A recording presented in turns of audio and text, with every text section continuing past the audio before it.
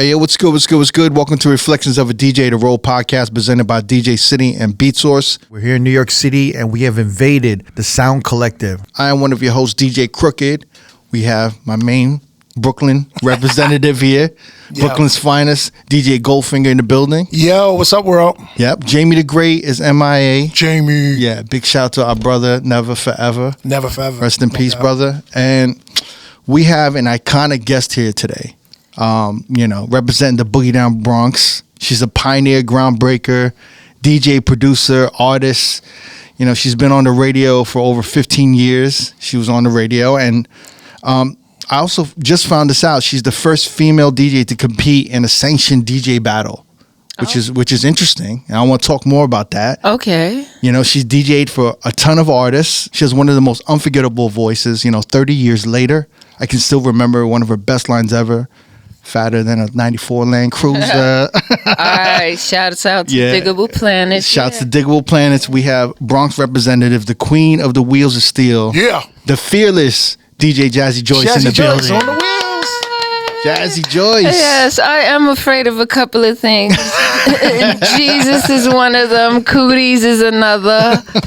Thank you for having me. Thank you for coming through. Yes, I'm sorry for the gentlemen that are not here for this experience, but for sure. You know what? Never. He would have gone nuts. He would have gone bonkers to sit here. Yeah. That was a pause. Pause. He would have gone bonkers. Yeah, he would have gone nuts. He was like nuts. I was like, pause. I'm from the region of Harlem and pauseness, but that was just being funny. But yeah, I lived through that. I'm so glad you're here. It's such an honor to have you here. Thank you. Everyone at Sound Collective is here at the studios are like, oh my God, they're so geeked that you're here. Thank you. I'm honored. I really don't understand the effects of what I've done sometimes. Do you get what I'm saying? I do. Because it's like, how do I know how I affected your life? So until you tell me. But isn't that kind of like, I had a question, speaking about you coming up in the 80s, like you DJ'd your first club at like age 13. Mm-hmm. It just kind of seems like it's all just happening. And then you look back and you're like, wow, that was like the beginning of everything. Right. I've repeated over and over again in several conversations, interviews. I didn't know I was making history. There are some people who were moving with the intent to make history. Really? I say that because look now what's in place and what the fight is for. Let's say if you look at how long Zulu Nation was established or other things that were established, that means there was forethought about what is to come. Whereas if I would have had forethought, I would have moved differently. Like how so, do you think? Do you think about that? What you would have done differently? I wouldn't have done it over.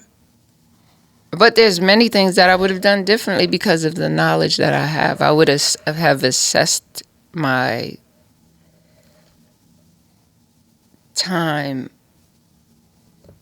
on what I might have thought would have been the end result differently if I had different information. Anything in particular that you think about once in a while? Like in particular? You're such a DJ, like it's so funny. You have the mind and the sensibilities and the thinking. Everything is like from a DJ perspective. Even when you're walking in, I'm hearing you talk with some of the technicians here at the studio, and you and Goldie are already talking about how the controllers and the audio isn't like you guys were saying it wasn't like built for hip hop. It's more for EDM, right? Yeah, we were talking about our favorite controller choices and all of these things. I guess because we come from vinyl into the development of the infusion of everything that we did analytically on the analog, and then we lived through the technological advances of it and had to make adjustments. And as you make adjustments,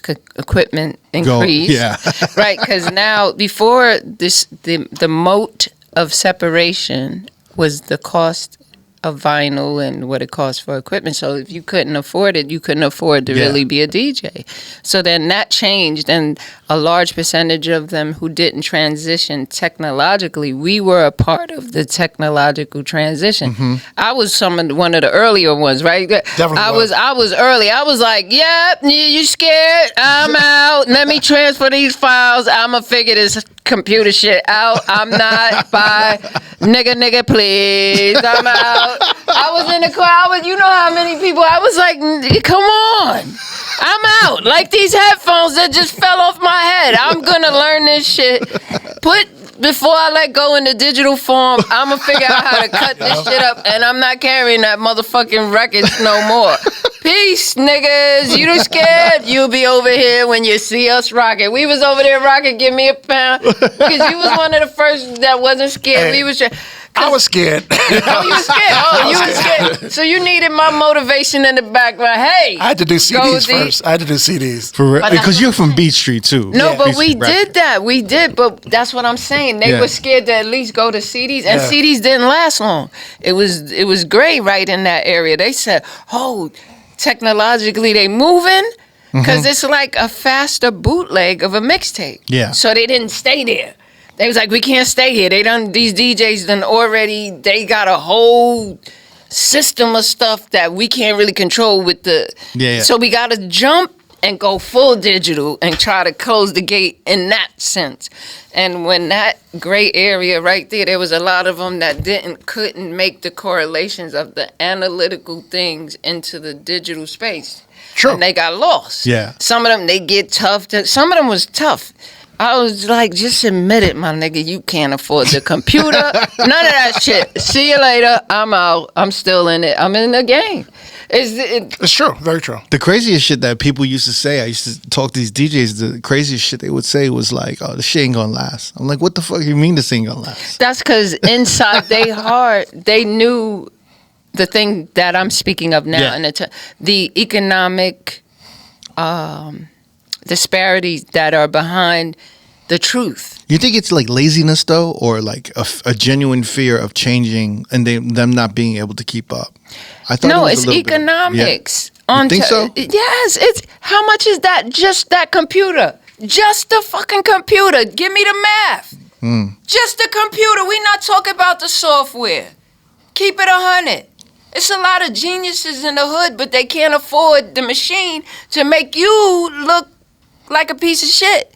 You may have richer than, but they just need the machine, but they can't afford it. So now you better than them, but there's some hood niggas that could DJ better than a lot of people. They cannot afford the technology to get in the race. Simple. That was the main thing you think. I thought it was a bunch of, I was seeing it from another angle. I saw a bunch of DJs that didn't want to transfer. They wanted to hold on. They were just stuck. Like I've invested so much in vinyl. How can I turn back? How can I turn my back on that? You know. But that was because look at the economic investment that they made. Now you telling me this shit don't mean nothing? Yeah. They didn't know how to get over that part or utilize what they had into the digital space. They didn't know how to make a flip or a hustle. Like, oh, I got mostly salsa joints. Y'all don't got them. How can I make money off of it? You gotta. It's all a constant. Oh, you out here too? Okay. We. How do we find gigs? How do we make things up? It's all a kind of shaking the dice and rolling it out there based on what we have. Yeah. And taking that chance. But a lot of them don't have the... Tell me, come on, how many DJs, if you gave them a shot right now, their computer would self-destruct in like 60 seconds? Because it doesn't have the updates. It takes technological... you have to keep your equipment fresh and up to date, and that costs money. But it helps to be a nerd, right? It helps to be a nerd. Yes, the geeks do help you get that's the whole point of this. The DJ side of it was the geeks. Because who in the days as these little minds, they were the smart kids who hooks up equipment to the lamppost and then knows the ohms and the no, we have to, at this point, this kind of gauge wire has to go from here to here to protect. So you were there for all of that? Were you like Yes. help? So you were a nerd. You were a complete, or you were borderline. You were on that. A closet nerd. I'm an only child. So by default, I read and figured it out. Yeah, I had no bounce off. Yeah. So, but my observation from my birthplace, being born and raised in the Bronx, I witnessed things that I didn't realize would be historical. So for me to be a little girl and to see the DJ situation set up by the lamppost in real time, but not realizing what I was seeing as a little girl. But then you have to make the correlation of the fact that these were smart kids. Yeah, for sure.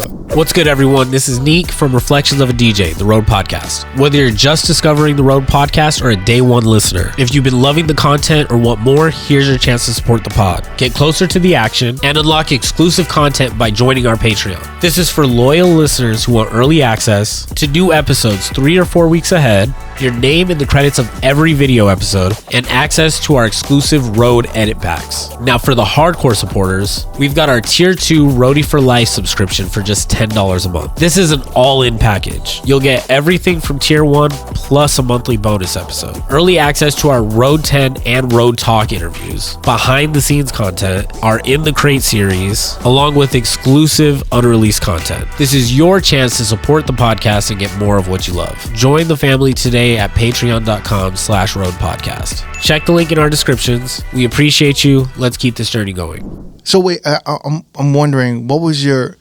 first vision of a DJ, and when were you like, oh, I kind of want to fuck with that, you know? Were you, obviously you were in the parks, were you like just standing by the DJ booth?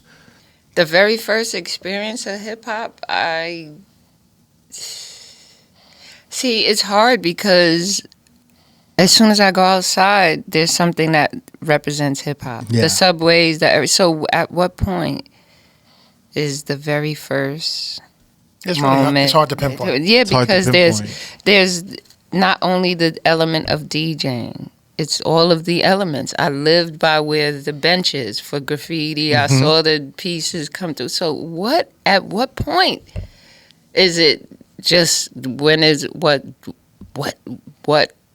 outside jam did I see the DJ for the first time? I don't have it in my mind to say, boom, this is the moment. But I was born and raised in the Boogie Down Bronx. Yeah.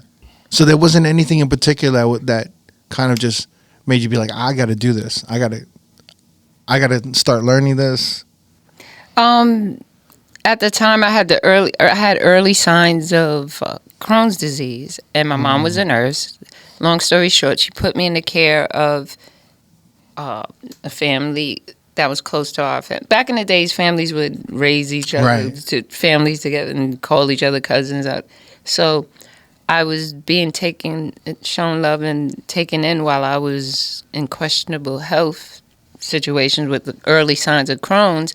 And where was that? In Forest Projects. So you're right in the mix. Yeah, I know Fat Joe when he was a little boy with boogies and stuff, and his older, his older brothers and uncles. I saw all of that by happenstance of my circumstance and my mom putting me in a situation that was the best care. And the people who were taking care of me were the Carters in 950 Forest Avenue, Forest Projects.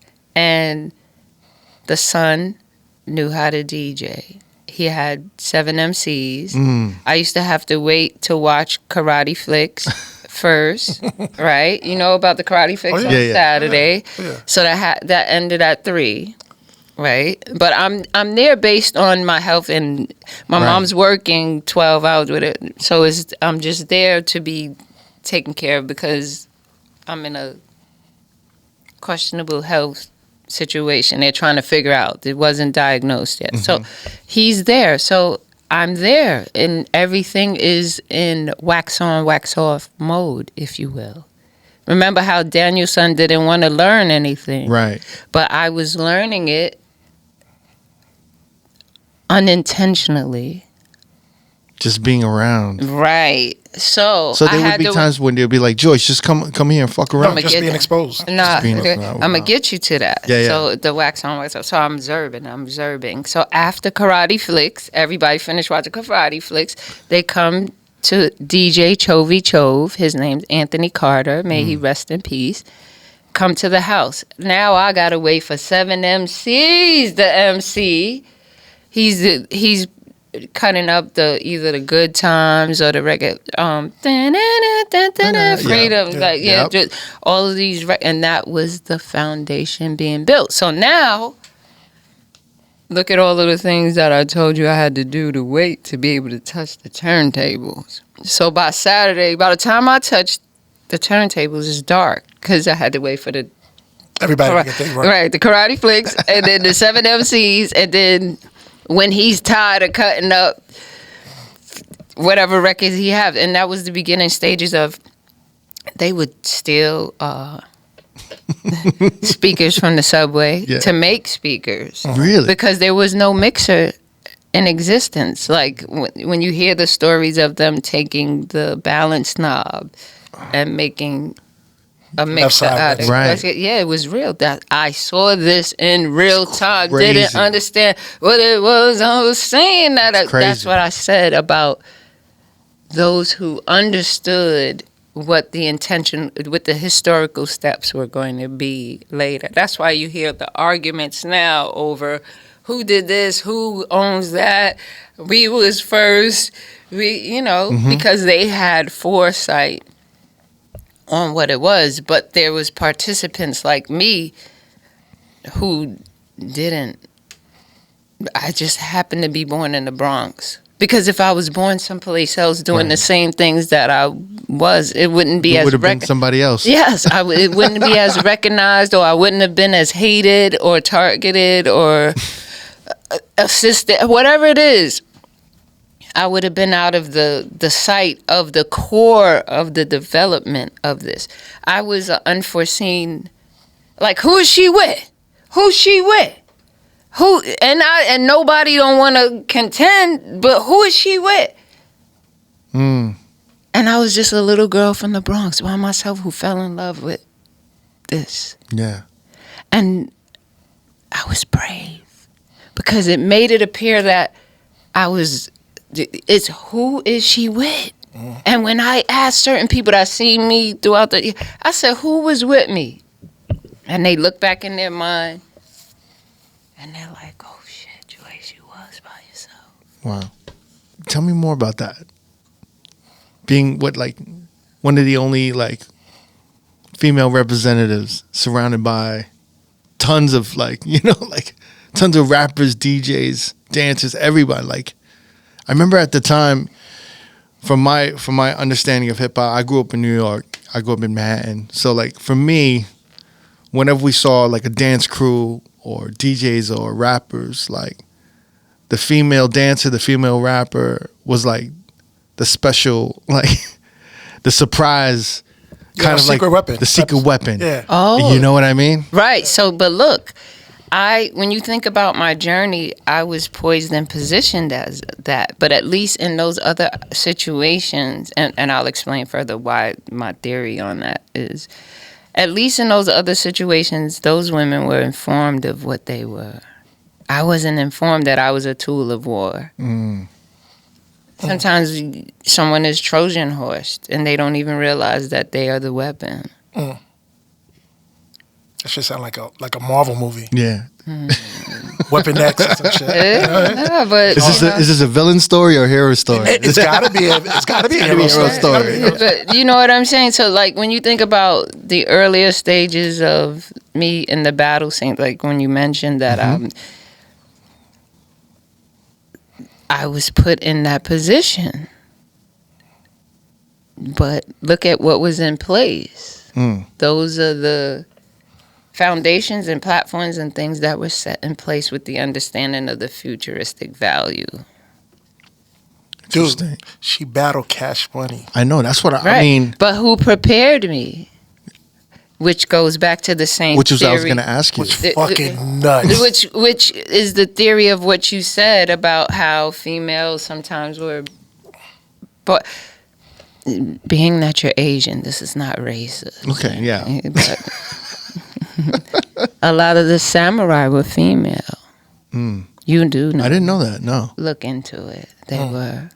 Because how do you think all of a sudden there's a warrior in the forest and then all of a sudden you see this beautiful, angelic Asian woman with some white cloth in the forest? Where does she come from? Usually what happens is that's the cloth between their armor. They drop it quickly. It's in the bushes. And then they appear as beautiful. So they were chasing this, who they thought was a warrior. And now find out, right. Now you're enchanted, and you might not see her sword as she swings. Theory. So I was trained by DJ Scratch and DJ Clark Kent, trained and prepared for that. For that 1987 battle? With Cash Money. Yeah, there was the New Music Seminar battle for world supremacy. Correct. And I watched the video on YouTube. Yes. It was posted by Rob Swift. Yes. And he said some really beautiful things about you. Some beautiful, touching things in the caption. I wanted to, you refer to you as Cleopatra of battle DJs. And the hip-hop's Eleanor Roosevelt. I thought it was very touching. Yeah. I guess because for a long time, I was carrying the torch. Yeah. Like for a long, if you have the history, if y'all got whoever where is it? There isn't any. So I did not know I was making history. A lot of people probably didn't know. Or then again, look at what I said about the economics of it. Somebody else would have threw their female into the game, but how was she going to catch up? And then what if they made her catch up in the vinyl sense, and then we switched again? Technologically, that would have been... So it was completely happenstance. By birthplace of where I landed and came through my mom's canal on this earth and landed in the BX. Yeah. He said that you were close to pulling off an upset victory. 3 points was the like if you go down to the technical point, it was a 3-point difference. And then the fact that she used the record that he actually used.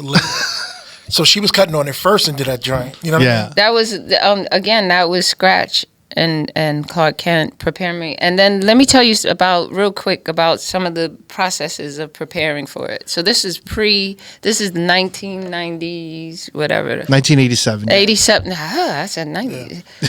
So phones were still on wire. So I had to, this reminds me of I had a phone with a long wire.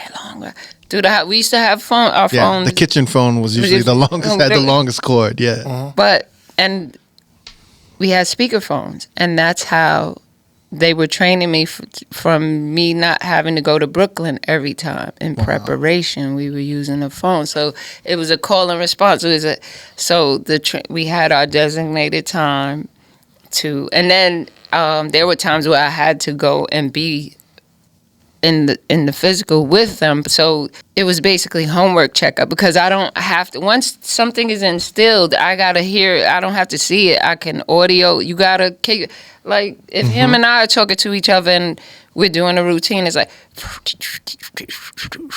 so he gotta follow. We don't have to be in the same room, but we figured that out as young geeks. Yeah. Way before FaceTime, before all this stuff. So did you have your own equipment? Or like when did you first get equipment? It took me a couple of years to get my own equipment. That was part of the reason why I felt away with the earlier dynamics of, like, when I was with Sweet Tea and stuff. I was fighting for a different economic split on the bottom line so that I could be able to get the equipment, so that I wouldn't have to be in negotiations and put in a sense, not to accuse anybody, but if I'm always having to borrow or whatever, I'm putting my everything on the line. Like, what am I negotiating to get the turntables for us to be able to do a show when we could just get a better split on this? I don't have to bother you. I'm helping maintain on the technical end. Just so. That was your first hit. Was Sweet Tea's "It's My Beat"?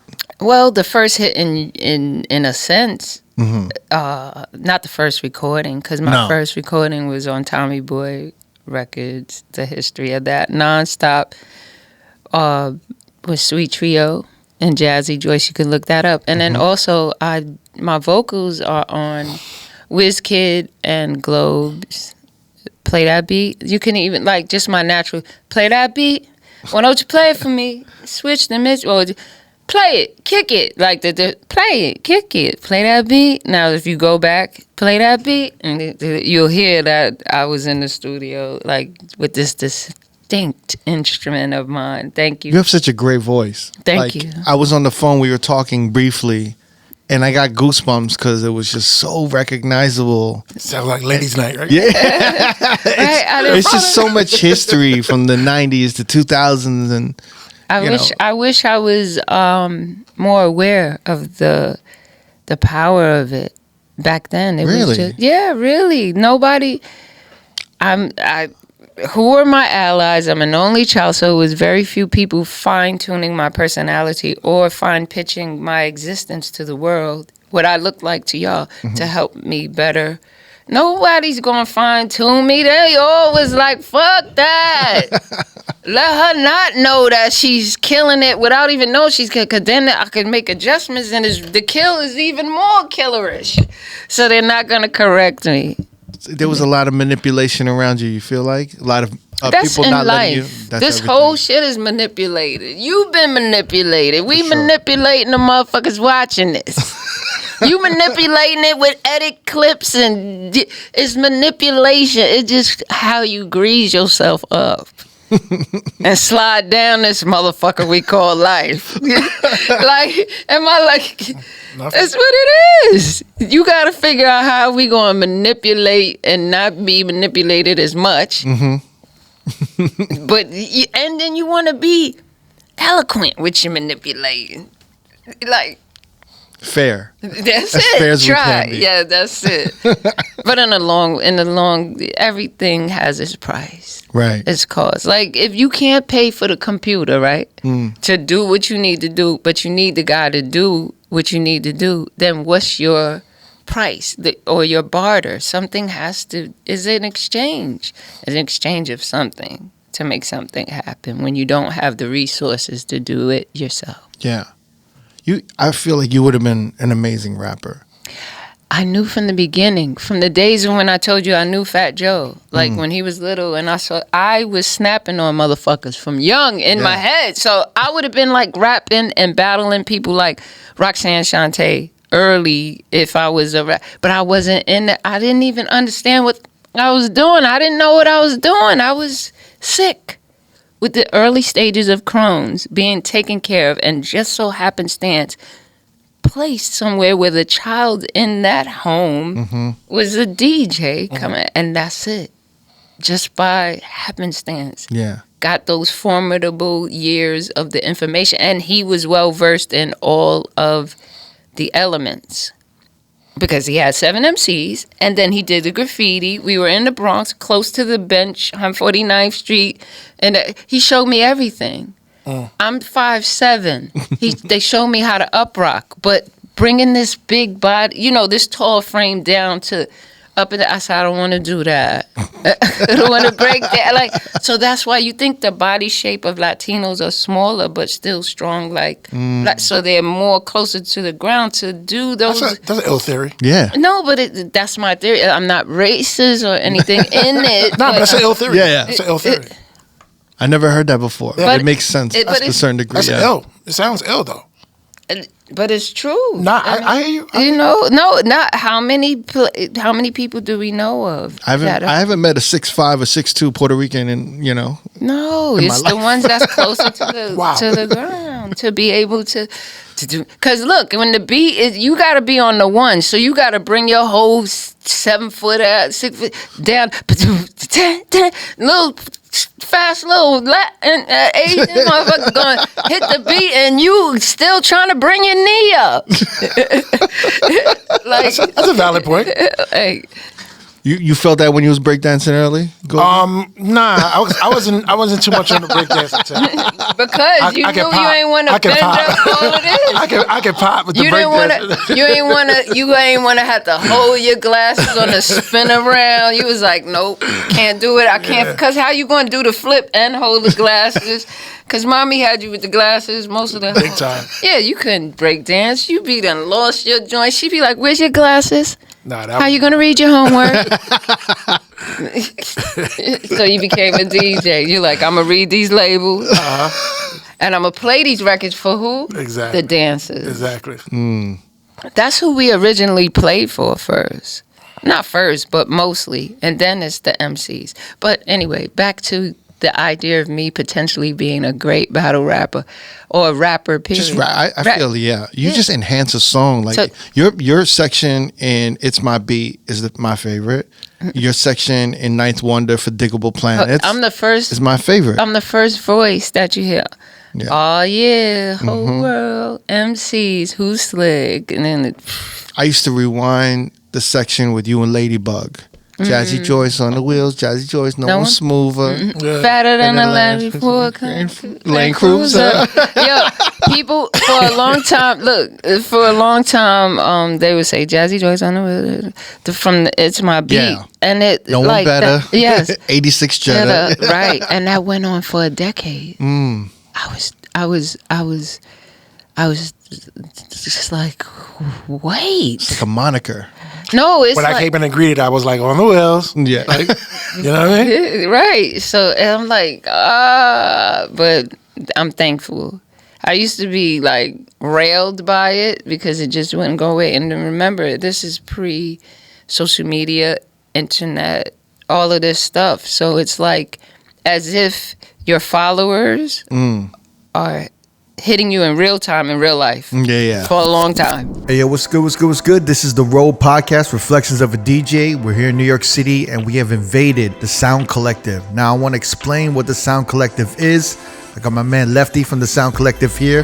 Lefty, thank you for having us and hosting this beautiful studio for us. Exactly what is the Sound Collective here in New York? Modern, state-of-the-art facility with tons of production gear. And one side of it is you can be a member and you can come here and pay monthly to use the rooms and the gear and sign out time and our space. We have a state-of-the-art studio. We have all these production stations, DJ stations, instrument practicing rooms and such like that. And you also teach. You have classes and sessions, right? We have intensive programs, short-term programs that people can come and take Saturday classes on DJing, production. There's kind of a community building within where there's DJs, producers, musicians. Up and coming producers, people honing their craft and learning, and DJs and all these things. And they come here and practice, and we have all the new gear, so they come to check that out and get familiar. And a lot of DJs will come in from out of town and be like, let me get a day pass so I can just get a refresh on the 3000s and the V10. And what's great is that a lot of our guests, everyone from Clark Kent to the technician to Camilo, they come in here and they're just like, holy shit. You want to play with all the gear, man? Yeah. I didn't even realize this, but you guys have studio spaces where people can do live streams and they can do their Twitch streams here. Yep, we got a whole green screen set up already, multicam, full-on switcher. We also do a lot of events here. We're bringing a lot of outside talent, organizations. We got a big event coming up with DJ City, Beat Source, and Serato. That's part of our family. Yeah, we did a big one last year with them. We got another one coming up. For our listeners, is there any way we could hook them up with a deal, or if they put in a R.O.A.D podcast code? Yeah, tell me about it. What else do you have in vision for this deal? It sounds like we're well on our way. Why don't you tell them? You're working with us where they can type in a code for R.O.A.D. Yep. And they'll get a month free, right? Yeah, on our online platform. We have a whole online platform with masterclass style education. Nice. Different categories and everything, instruments, drums. And then we have these things that we're launching right now called Pro Paths. So you can choose, if you're a producer, you can take the Ableton Pro Path, the Logic Pro Path, Serato Studio. Goes through a wide variety of knowledge besides just stuff in that skill set and discipline. So our R.O.A.D listeners, if you're in New York, you can check out their facility. You can do a day pass, a week pass, a monthly pass. You can check out their site. You have access to all the education online. Soundcollective.com. We also have a YouTube channel that has some of our content from the educational courses, and all of our events are live streamed and put up there. I hope we can come back here and use your facilities again. Looking forward to it. Shout out to Lefty and the Sound Collective. Thank you so much. But it's such a great, I love the 80s and the 90s with DJs and rappers. I love the dynamic of it because it was like, when you got to hear the DJ, you know, when Jazzy Jeff would say a couple words, it was special. It was special. Yeah. So like when you're on that record, you're like, oh, like, you know, even with Black Sheep or like, you know, like the dynamic of the DJ being partners with the rapper. Yeah. That, I don't know where that diminished. I mean, Pete Rock and CL Smooth. And I don't know if it was... if you trace it all the way back to the root, it's probably money. Like, the bottom line, because look at the disparities in terms of the responsibility. An MC comes with a good outfit, new outfit, everything. They're not responsible for the cost of the mic, the cost of the computer, the cost of that mixing board, the cost of the headphones. Right. They don't factor that in. And this is before like the venues would provide all the equipment. Right. Too. Well, even still to this day, there's a certain amount of provision that the DJ, the MC is not going to buy the $3,000 computer. Right. They're going to the studio and going with the turn the auto tunes up and whatever it is you saying, right? But then we spent the $3,000. We might be going over your vocals for how long? Going fine tuning everything. It costs. So that's the offset. After a while, I think separated the relationship because MCs feel like they don't need us, especially with. So even back then, there was that feeling they didn't need the DJ. It began to happen as technology advanced. And I think the attention, when the person that was the DJ stepped out front and it became a little bit less about me bigging up the DJ. Like, this is my guy, because that's what the MC's job was first. Back in the day. Was bigging up the DJ. Very similar to like dancehall selectors and DJs, right? Where the DJs would be like kind of rapping and like bigging up the selectors. Right, and they would kind of they would help the battles between the but before you even got to the battles, before that with hip hop, it was more or less, this is the guy, the DJ is my DJ is the best. He's this, he's that. Yeah. But when they started to get a little bit more known for bigging up the DJ, they started stepping out more on the front. Right. So then their position started to elevate because that's the guy that talks for Grandmaster Flash. You know, that's the guy that talks for this person. Right. So then they become more known, and then I guess you start to get a little bit more, you know. I think the dynamics of it is real. The bottom line, like if you have a conversation with a lot of the groups, like the core down to it gets down to somebody. Well, you know, we had the opportunity to get this, and then this person. Well, that's what happened with Flash and them because Flash wasn't even DJing on the records when they did the message. Flash is not on that record DJing. Yeah, it's just the MCs. You right. Think of that. So what you're saying about the money may have been an issue. I feel like it's an issue with any group. That's why I said it. Any group where the DJ is a part, like Pete Rock and CL Smooth, Black Sheep. It goes on and on and on. If you honestly get to the root of it, it's the It's very rare. Like De La Soul might be the only group that stayed together, and the DJ is still a part of the group, and Maceo's like. But they active member of the group. Sorry, they understood collectively. Yeah. How if they stood together, them staying with, being supportive of him helps him remain technologically relevant. Instead of just removing themselves like, oh, we did the Doing in the Daisies album and everything, so we don't got nothing to do with you. And then when they're ready to record again, okay, we need to do this. But they had a different sense. Just their whole native tongue family and cousins and just the way that they move is just different. So the results is different. What's your favorite era in hip hop? The era that I was a part of. Yeah. Because this shit is some shit. What the fuck? How you shaking your ding dong to this stuff? Ding ding ding ding ding. I don't know what's happening. You know what I'm saying? How y'all ain't getting none of this stuff on the. Well, do you rub on the BBL or bounce off? Wow. Is it different? I mean, I'm just saying at the point of my contributions to this jam is one of the best point. It's like, because think, to try to get a digital mind to think in an analog sense, we can't take them back there to really get them to understand how what you are doing so quickly with this machine or this technology. We had to do the 16 steps of it over and over and over to get this machine. Yeah.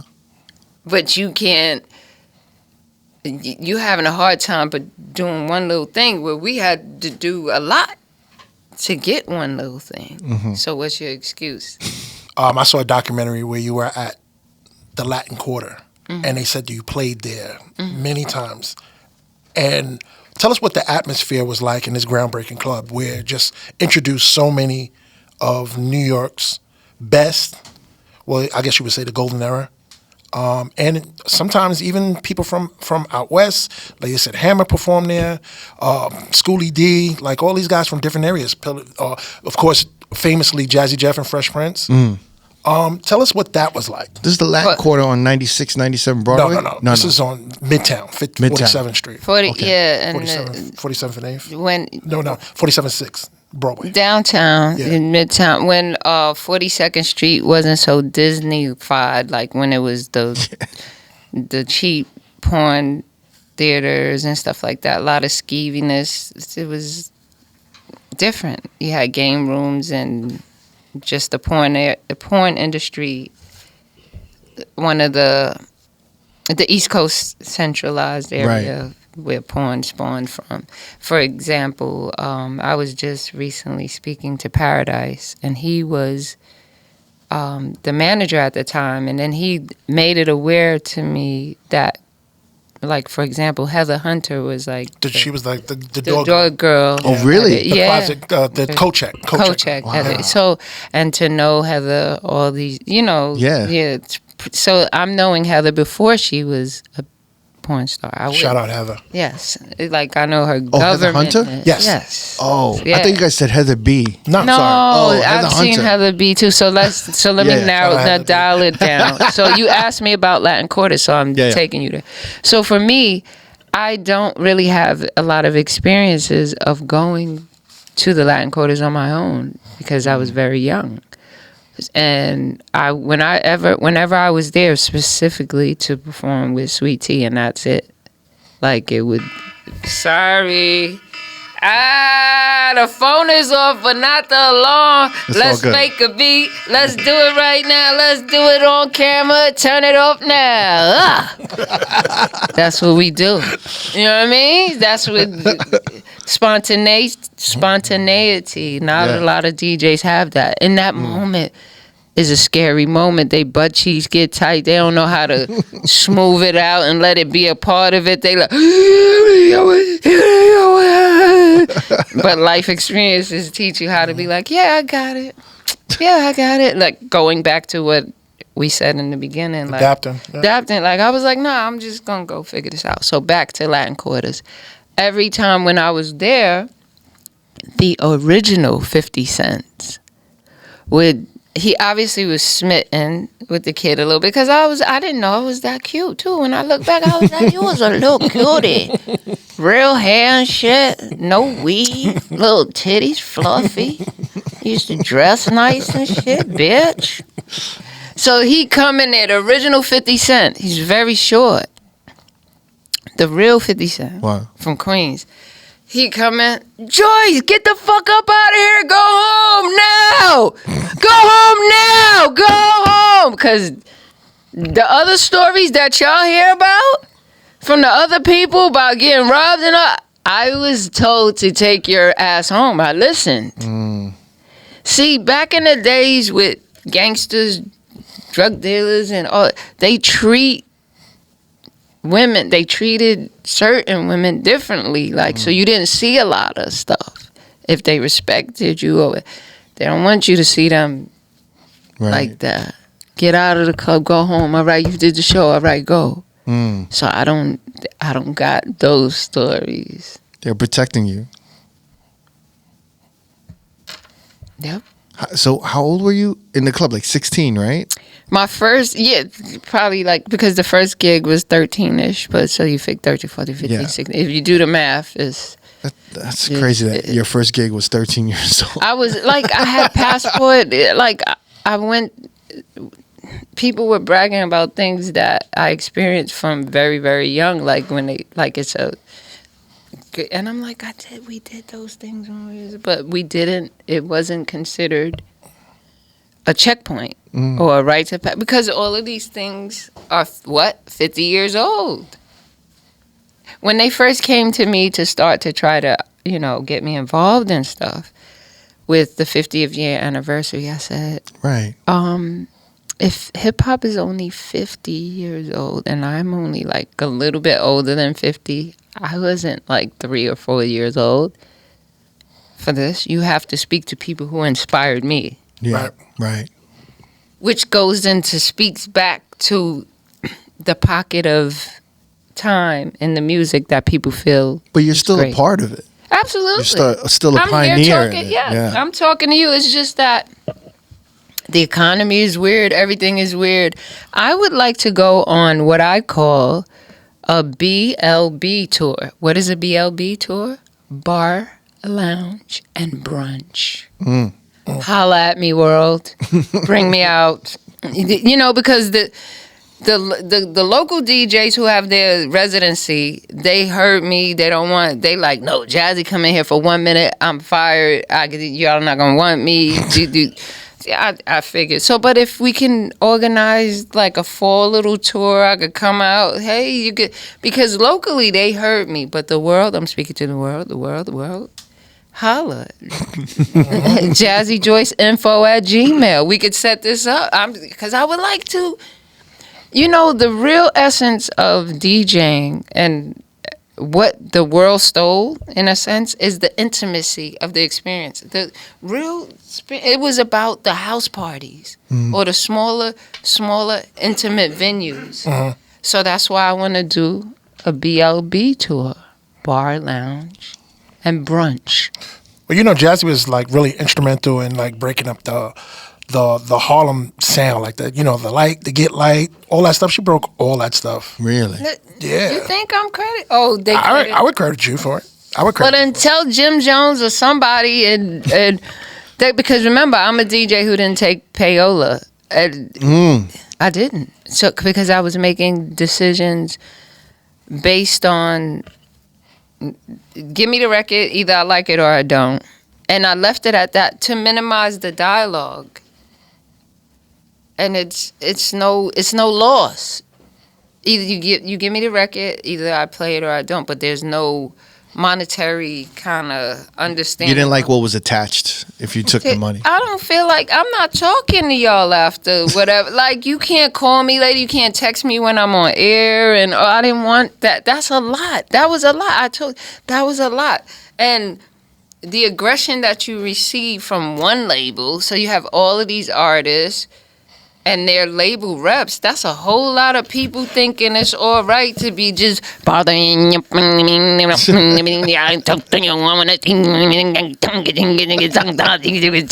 if I cut off the money, leave the record. Leave me alone, I will play it. That's it. You know what I'm saying? So just listen to the radio. I don't have to follow up. It's either I'm going to play it or I'm not. And if I don't play it, there's no onus or anything.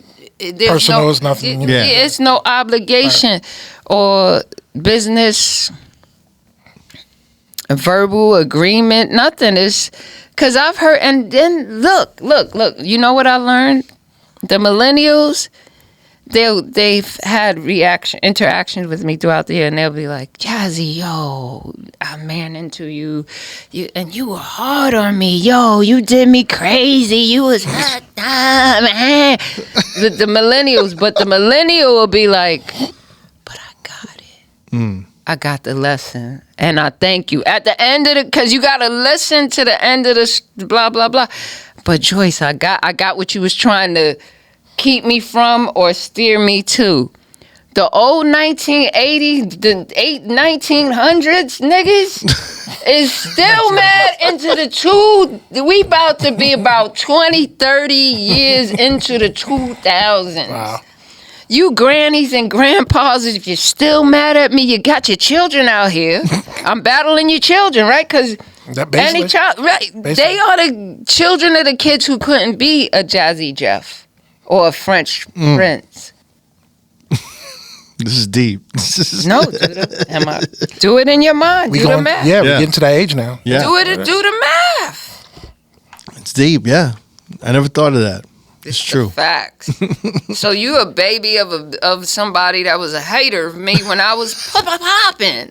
No, but that's the math of it. So I'm just thankful to be a contributor, a positive contributor. I would have loved to teach, but then again, I don't like teaching a little bit. You know why? You gotta take out that first the one student who's like the leader of the gang. You gotta take him out in front of the class. If not, he's gonna rule the class. You're gonna always come to work thinking about whoever he is, because he's gonna keep challenging you until you kind of big paw pigeon hole, or annihilate them in front of the rest of the students. But that applies to anything that you're teaching. Any teacher. That makes sense. You don't have the patience? Well, it's not even the patience. You're saying that when it comes time for confrontation, if someone is confronting you and challenging you, you're not sure if you have the willpower to hold back and not completely annihilate them in a competition. No, Oh, in a competition. Someone asked me recently, they was like, would you like to participate in a friendly battle, a friendly competition, DJ competition for, I'm not going to name the brand of whatever it was. I said, if I enter into competition, it's not friendly. Immediately. It's not friendly. But it is not friendly. Which brings up the point that she was also on Masters of the Mix. Yeah, she was. Yeah, that's interesting. And then look, I was supposed to come back, and then they put somebody over there. I'm not going to say. I was like, that's interesting. Season 1, was it like 2010, right? That was Masters of the Mix. No, it had to be later. What's the 12. 2012? Because I was let go from Hot 97 in 2011. And then that happened shortly after 2012. Yeah, 12, 13. 12, 13, yeah. I mentioned that you're fearless, but I feel like you're always put in these like kind of intimidating situations, even being age 13, being, doing your first club at, with Red Alert and Africa Bambaataa, Earth's Edge, and then, going on tour and doing shows with Sweet Tea, doing a battle, I feel like endlessly you've encountered all these things, these challenges and obstacles, and you always seemed fearless. You just did it. So, the Masters of the Mix, I feel like is another version of that. Right? That was crazy. As a DJ, I was thinking, I was like, damn, they putting themselves out there like that. Like, because on a national level. Yeah, because as a DJ, you get the offers of, yo, would you be interested in something like that? I was like, for real? They actually gonna do that? Yeah. But then it's like, it was a great look. Like, you had Mars on there, you had Rich Medina, Joyce, hosted by K Capri, Scratch. Right. All these guys was on that season. Shit was crazy. Rest in peace, Bismarcky. Bismarcky, yeah, he did show up on that show. He did show up like as a guest judge on it. Yeah. It was just something that was put together by George. Do you know who George is? Scratch, right? Yeah, Scratch, DJ Scratch. So, I mean, he win on both ends. He production wise, and then he won the whole competition. Sometimes there's no way you can win. I love you though. The business, when you understand the business, it will change your perspective and your choices. Right. I'm very curious about. I want to go back to Earth's Edge. You could do. And we can go. I'm very curious. Mm-hmm. Yeah, like because being 13, walking into like a club. I think your mom did she go with you to the? She had to. That was one of the stipulations that she had to attend because there was alcohol being served. Right. So being that I was a minor. Yeah, you have that. Minor. Mommy had to go with me. Mommy had to go with me. And you didn't have equipment at this time, or did you? By 13, I probably did because I came down there with my first crate of records. So I probably. So you had one crate of records? Yeah, one crate. How long did you have to do? Like an hour? No. I remember it. I have pictures that I remember it. And I remember one of the records I played was by Beastie Boys. Because back then, that was like the mosh of punk rock and hip hop. Mm-hmm. You would have a holiday on the play. That's Madonna. Right. And then No Sleep to Brooklyn. Yep. So the variety of musical choices that made up the foundation of the culture, hip hop, the disco, the breakbeat, that history that we have and everything. You have we have an interesting observation of each other that could deviate in this conversation off into a whole nother world. We have questions and answers for each other in observation of the parallel universe that we existed in. Mm-hmm. It's like I'm Jazzy Joyce, he's Goldfinger. Mm-hmm. There's certain things where it's the same night, same fight, but one of us ain't playing right. You let us, it's just like a different experience. Yeah. Right. In the same room. Yeah. Did you have equipment? What were you working on? I'm so curious. SLB2s. First turntables, the mm-hmm. Gemini mixer, the little square one with the meters, with the that was the first. With the wood panels on the side. Yeah. That was a sweet mixer. Yeah. That was my first mixer. A word? Yeah. Right. The Gemini. Right. So I did. I begged my mom and stuff. So I would have to look back in the journals of my life to give you the exact. On June 24th for my birthday. I'm born on June 20th. I'm a Gemini with the rest of the Gemini gang. Right. Yeah. The Geminis is outside. Yeah, I was just curious, just because it's your first big gig, right? And just being there and what was the biggest song? What got the biggest reaction? I was just kind of curious at that time. What was I didn't retain that type of information to my memory. No, you asking a lot. But one of the things that years later I had actually ran into the guy who owned the Earth's Edge. Oh, really? And one of the first things that he said to me was, Joyce, because I look kind of the same a little bit, but just an older version of the little me. And what did he say? You were always a class act, which goes to speak to whatever it is inside my soul that drives me to pursue excellence and just try to do the best that I can. It was a reflection in something in me from little that he saw. He was the club owner from back then, and I saw him as in my 20s, happenstance. That's one of the biggest rewards. In the village, right. Your character being celebrated. Mm-hmm. You know what I mean? I'd much rather that than him remembering me throwing on Good Times or Freedom. Yeah. That meant so much to me because I kept, as you go back into this conversation, one of the things that I do repeat is that I didn't have the reflection of who I was and what I was. Imagine someone feeding me his type of perspective to me. My path would be different.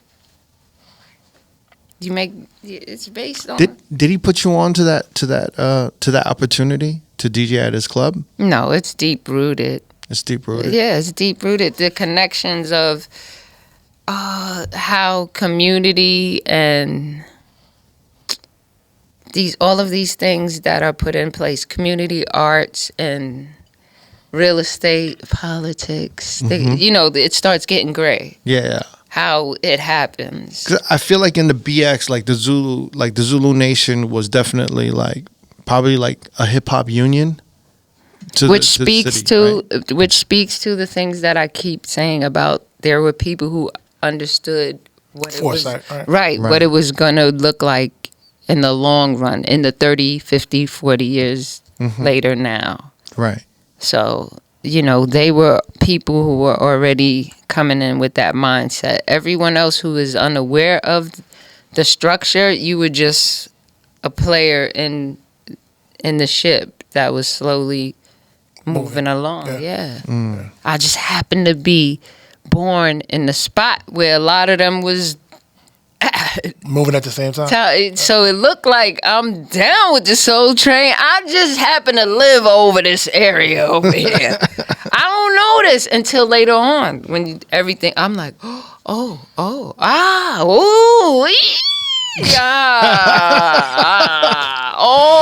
Yeah. The map now makes sense on my tour guide of this bullshit. Not bullshit, but of the experiences. For the annual, that's why it's misconstrued and just thought that I am Zulu and all these. I knew that they had an annual event. The annual event in my mind meant that's a yearly opportunity for me to get a chance to be DJ, seen. Yeah. Yes!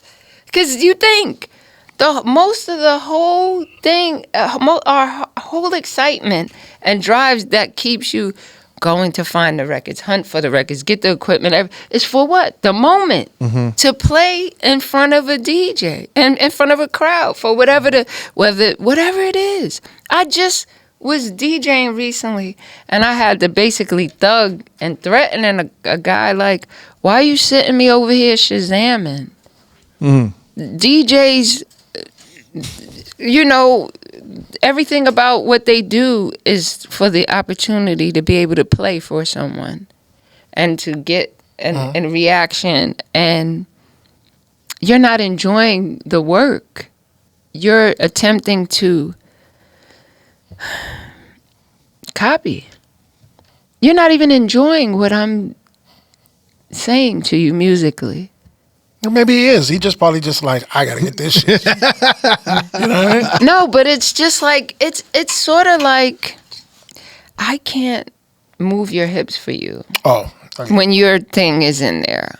You do it the way you do it. Don't see me doing it to somebody and then want to take my little move. It's not gonna make your joint better. It's not. Do it your way. I think that's a harder concept. Hard? It's a harder, more difficult concept for DJs probably, or people in general nowadays. Because I come from such the no biting, the original. Yeah. So everything, when I go to create or express or speak to a crowd musically, I'm trying to think of what's the first thing I'm going to say with it. I'm thinking of that. Where someone else just takes my experience of what I did in a room. Right. This is a lot. I have my choices, and then I'm wondering what knife or tool I'm going to use. That's what you do with your music. Not be like, oh, I saw Jazzy Joyce use this joint, so I'm going to use it. You look in the room and assess what it is that I'm doing, and you make a choice from your experiences and your bucket. Yeah, your tool shed. Because how do you learn if your choices are the right choices unless you take chances on your choices? Yeah, that's true. And then you kept referring to me as brave. Look how much I had. I was brave. But there's many a time. That's part of the reason for the early stages of the signs of Crohn's disease. It's a lot. Yes. And I'm still here. Very much and I'm so. thankful. I do want to ask you, coming up as a DJ, what were some of the biggest obstacles you faced early on? Entering this DJ world, 13, 16, and then throughout, going into radio, nightclubs, everything. When you look back, what was the biggest obstacle or obstacles that you faced, especially as a woman in hip hop? What was the biggest rewards? Because I don't want it to sound negative or anything. Right. Because it's a lot of upside, of being one of the first. Yeah, that's great too. Yeah. But as an adult, I see the parallels of the things that I went through in the music industry and the whole DJ culture in terms of any male-dominated environment that I enter in, and I am possibly affiliated with, or just, I wouldn't say I'm talented in. There's going to be issue. It doesn't matter, even if you and I are friends beyond DJing, but then when we DJ, there's a friendly competition that comes into place. Right. That nothing bad, nothing. So that, I would say, is levels of the male. It's either I hate you or I want to fuck you or both. So if I can't fuck you, I'm going to fuck you over.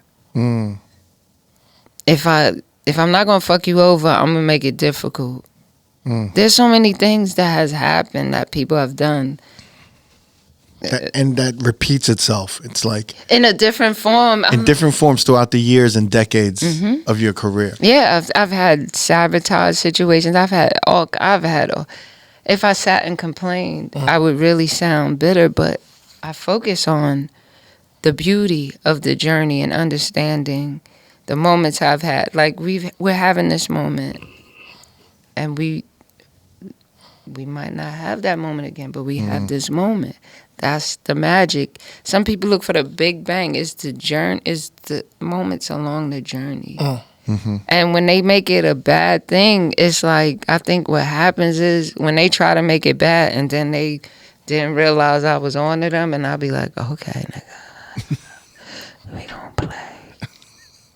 When you get into that stance and become competitive, and then you don't want the legacy of, not everybody's going to take it as well as Cash Money. Like, right. To be able to come, like, we cool, but what if I handle you? You don't want to be that nigga in the barbershop. Yo, Jazzy Joyce murdered you, son. Right.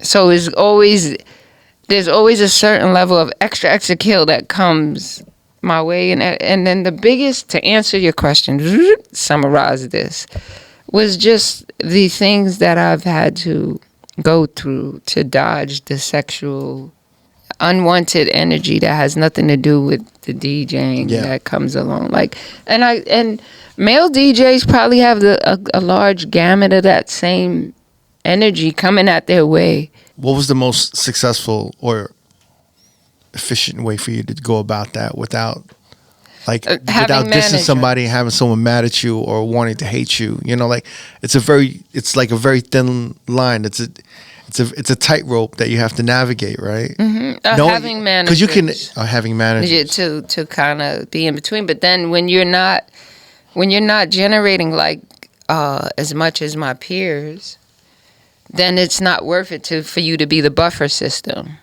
It's not economically worth it for you to be the buffer system because there's no reward for the blocking that to try to get to some viable situations. So then the coverage is no longer there. It's like the quarterback, he could be all he want to be, but he ain't all that without them motherfuckers blocking for him. Right. That's it. That's real. That is real. You said something that really resonated. You and Goldie were talking, right? He was asking if you checked out, did you check out any R.O.A.D podcast episodes? And you were like, no, I didn't listen to no episodes, but I seen, some of the clips, and you were like, me listening to episodes ain't gonna help me with this interview. It's just like as a DJ, if I walk in a room, listening to another DJ ain't gonna help me do this room better. You must listen so you will know not what to play. I've a lot of times, Goldie can attest to this. Him and I have played with each other at critical times in the timeline of the music. would you say that I am one of the very few DJs that will probably come like a whole hour before my set or hour and a half? Yeah, I would be there. No, but what I'm saying is I'm there. Yeah. Because why? I'm listening to, like, let's say, well, however he go first or I go, whatever the dynamics of the night is, I'm there so that, if I go before him or after, I'm either setting him up based off of what I'm doing with the room. I'm setting him up. And then towards the time when it's time for me to transition to him, I might whisper to him and say, well, where do you want to go? Where do you want to start? Meaning he might whisper, say, I want to start out slow. Or so I say, I'll break it down for you. So I might end my set with a big bang, break it down, say thank you. And then it resets the room for him. Right. But her being there early informs her where the journey starts and where it ends. That's why, real quick, with all of these parties where it's like 10 DJs on the same night, you have them one after another coming in, and it seems like everybody's playing the same fucking thing because nobody's coming in to see what the person before them played to the destination. Nobody knows they're going to the same place. Right. But also they don't care about the consumer. They didn't look at it like it's a job to them. They're not looking at it like, I hunted for this record for 6 months, found it. I couldn't wait to throw it on for the crowd, because of what it is now. But still, there's no love and passion and desire to just be dope. It's like, where's the check? It's like, bam, bam, bam, bam. No, no, Kendrick, I love your music. Listen, Kendrick, woo, and Drake, that was an interesting battle. Now, speaking of battles, we could talk about this. Yeah. In terms of DJ. My favorite subject. Right. Now, look, now I have a question for you. I have a question for both of you, being that y'all are DJs. And when it is that time of year, for example, like when this type of battle energy comes out, for me, I'm dance driven. I want to get y'all moving, dancing, having a good time. So I understand the importance of it, but every time when it was like these battle periods, it annoyed me as a DJ because people are asking for something that has nothing to do with why a DJ is placed there, if you will. Meaning that battle record is great but we are here to do something else. It's bigger than that one record. And then when people bother you, can I just say this to all the cameras? When a DJ is on the set, the average record is 3 minutes long. We don't play it in its entirety. So we're making 60-second decisions rapidly for hours and hours straight. So sometimes when we seem dismissive and everything, it's because in our mind there's a constant metronome that's going on that we got to keep that dance floor locked in. You see how I'm talking to you? So it's going on like that. And it's a 60-second window of me thinking of a record to get in that goes on with what's going on and present it smoothly. So this is so when y'all bother us is... Thanks for the PSA. Yeah, no. we gonna clip that. And we're gonna send that. Send it, but is it not true? It's true. Yeah, so I do feel like there are certain DJs, and I really am jealous that they can navigate both sides. They can be a socialite, promoter, and DJ at the same time. It's like a talent I don't have. But I feel like nowadays there's more DJs I've seen in the last 10 years or more that are able to navigate, speak to people, and then continue like. Yeah, no, I'm good at it, but you have to understand. I'm able, capable, and everything. But you guys didn't have 20 or 30 years of it prior to the internet. Y'all just now, you coming out your little introverted bag, think, you had a chance to hide behind your Superman cape. And now you're developing some social skills. Wait, explain that a little bit. What do you mean? Are you saying me or just in general? In general. Because my whole radio career, there was no social media that existed. Why do you love me? It was an audio recollection.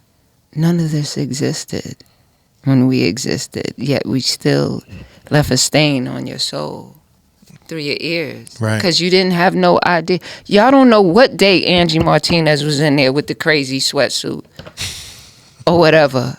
Doing it because there wasn't no video. You don't know what day I came in there, my hair wasn't combed. You don't know what day I came in there and Coco might have had an issue with her loved one, or I might have had a fight with whoever I'm with, because there was no cameras or whatever. We just turned the mic on. You don't know if I'm in there, my hair looking crazy. You don't know. You understand what I'm saying? You didn't know if the mohawk was out, because I didn't have to make sure that it was okay to be out, to be on the radio. It's a different dynamic. Definitely different dynamic now. It is. It's also like, it's draining. Hello. It's gotta get your hair done and your everywhere. As before, I could come up with the dirty T-shirt and the good voice, put my and you don't know. But now I gotta get dressed up and everything, and I gotta be nice. Some days I might have just finished carrying 6 crates of records. Now I gotta be nice. Those are the early trainings of what you have to develop into now. Yeah. And I'm just like, you gotta be media ready all the time. And it's not even like there's a press. It's just someone with their phone out or anything. Right. Yeah. You gotta look. you gotta be ready. Yeah. All right. Speaking of ready, how do you get ready for how they approached you? How did they approach you, and when did they approach you for the being on the radio? Oh, I have to give a big shout out to Charles Dixon, who was. Oh wow. We just had Charles Dixon on. Show. Yeah, nice. Yeah. Did he wanted you for the Thunderstorm?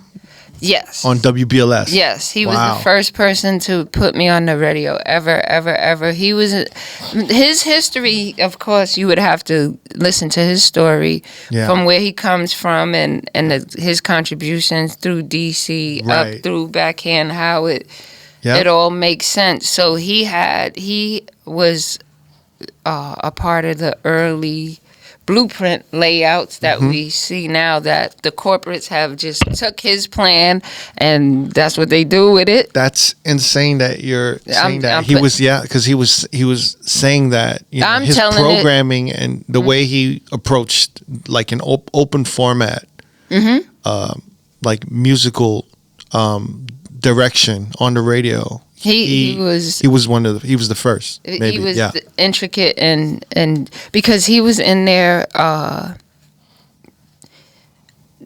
college. He went to college, DC, and he was someone who was in the rooms with the program directors and everything, able to articulate. Right. And he was a super nerd, and he had an engineering background, and he was really good at collecting data. And he had to collect data. He was creating sheets and notes. References, but he was also at a record pool. Research. So he was getting all the chart information. Yes. Knowing that, these, disco songs and these, new wave songs and these, hip hop songs, all of these songs from all these genres these are the top songs, and I'm going to play all these songs all together. Right, and how to do it. Now think about that. So proximity, he's in Jersey. He's Jersey-based, still close to New York. Yeah. He had a 10-year observation of me from a little girl, close range. Right. He's in the region. Now I'm coming up, and you see me fighting for what do I do next? Because everything that I'm saying is what do I do next with the turntable? So then we do the mixtapes, just to keep figuring out what do I do next. So something inside of him said, let me go to her, because he's observed me from little. I'm in the area. Because if I lived in Texas, I wouldn't have got that opportunity, because we were in proximity. Yeah. And he took a chance on me, and I was someone that made good of the chance that he took. Yeah. I'm one of them. He speaks very highly of you. I'm honored and thankful that he was Robert Greene. We all know him from the books, that 48 Laws. And one of the things that was said was like, your mentor is not meant to stay with you forever. And sometimes I would get disheartened by certain mentorial relationships that went stale, if you will. Not bad, because I'm also always thankful for everything that has helped shape me. But my information that I received and the opportunities that I received from Charles, vouching for me, fighting for me, and just giving me an opportunity is invaluable. I can look back on it and say here now, but there was times where we fight, where I was like, fuck that, I ain't doing that, fuck this, that, why you want me to do this? And he's like, I'm telling you it's gonna. So I thank him for It's serendipitous, like she was just on the show. Yeah. It's crazy. It's crazy. And he said, throughout his whole life, he always loved working with people and putting people on, and he believed in like working as a team. And he, even the way he moves, it's not very selfish, right? It's a little selfless. He's always looking out for others, I think. Mm-hmm. But it's crazy that you bring him up, No, it's there's points and pockets and places and times where I was asked certain questions, and I would just be like, I'm an only child, I'm just that. Then they like, nobody helped me. People did help me along the way, sure, but this is a perfect environment for me to say his name, not knowing that you had him or have him on the show, and the audience that is watching this would know kind of who he is or know how to research him. Yeah. And it would be relevant. But there's other places where as if I would have said his name and it would have been like, it's just a spit in the ocean of nothingness. But that's why like I love this podcast, and I love doing this podcast with like Goldfinger, and having you on is such an honor, because it's like, Charles Dixon to me right now is like a hero.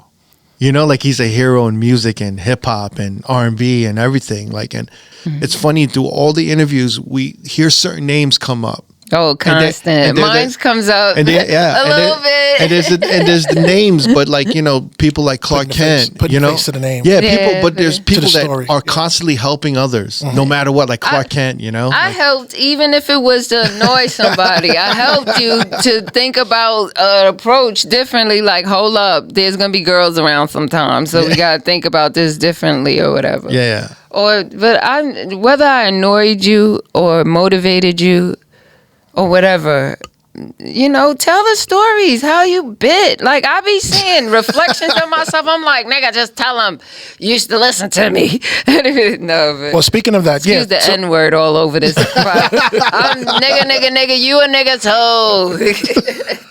As far as the whole Hot 97 and Ladies Night thing, how did you get approached to that? And do you actually understand the waves of where your presence did for radio? Because there's a lot, way more female representation on radio.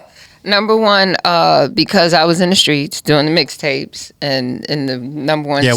We didn't talk about your mixtapes either. Yeah. Shout out to Tape Kings. Shout out to Tape Kings. Yeah, so it was basically like the management that I had at the time. Let me give her a little shout out. What was her name? Nicole Powell, I want to say is her last name, if I remember correctly.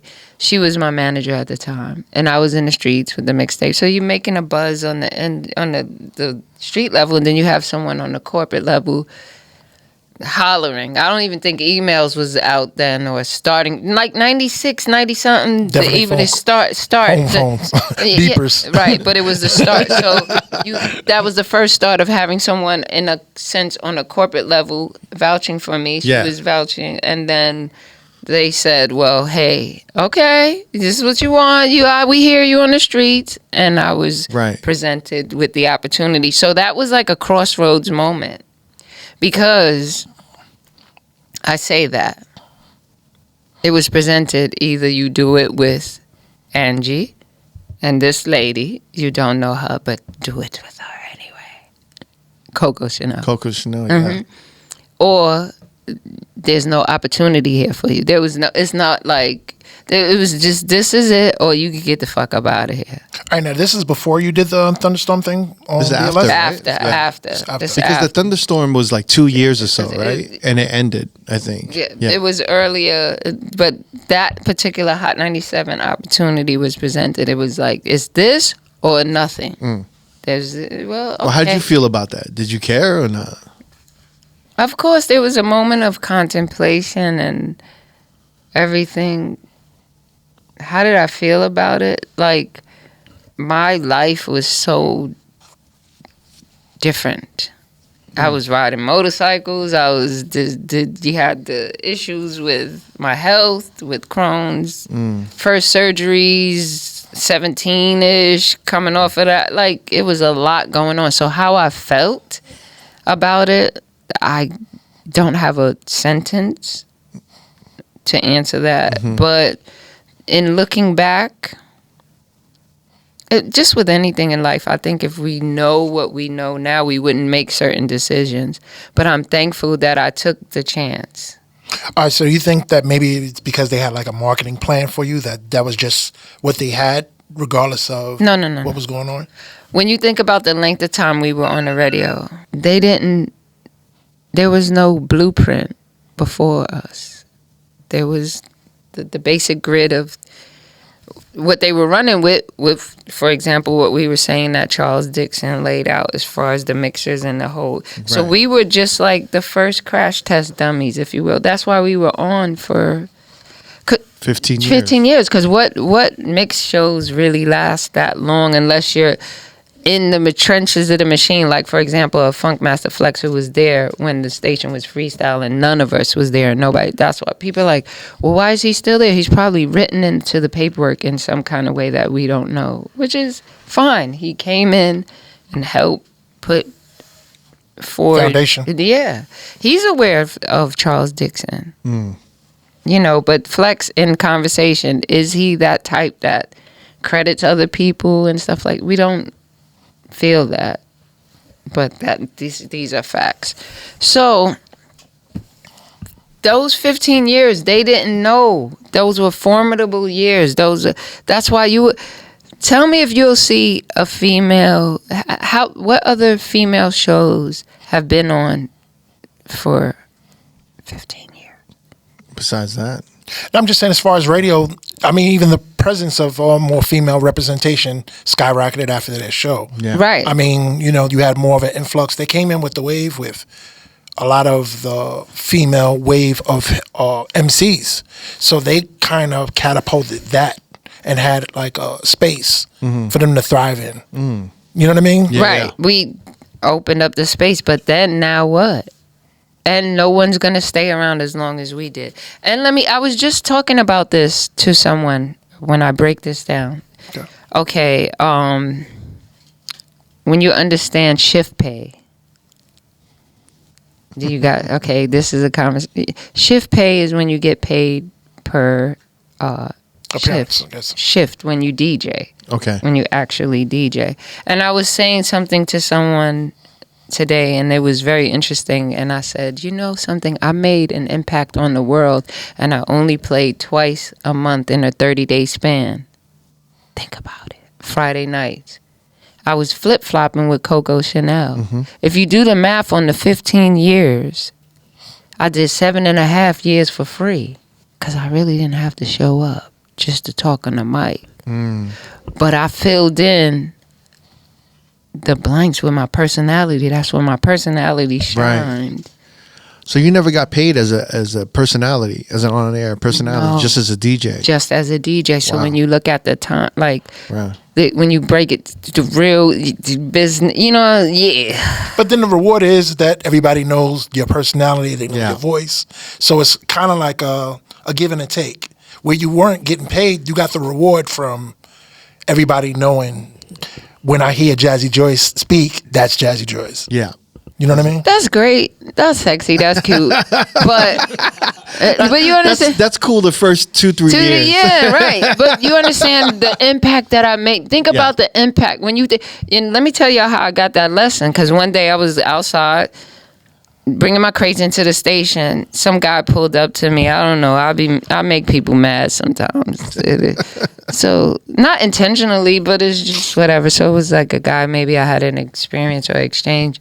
So he was coming to stun on me because he had just had a new car or whatever. So he's like, yo, my windows is tinted and I can't close. You know how you can't roll down the windows after you get them tinted right away.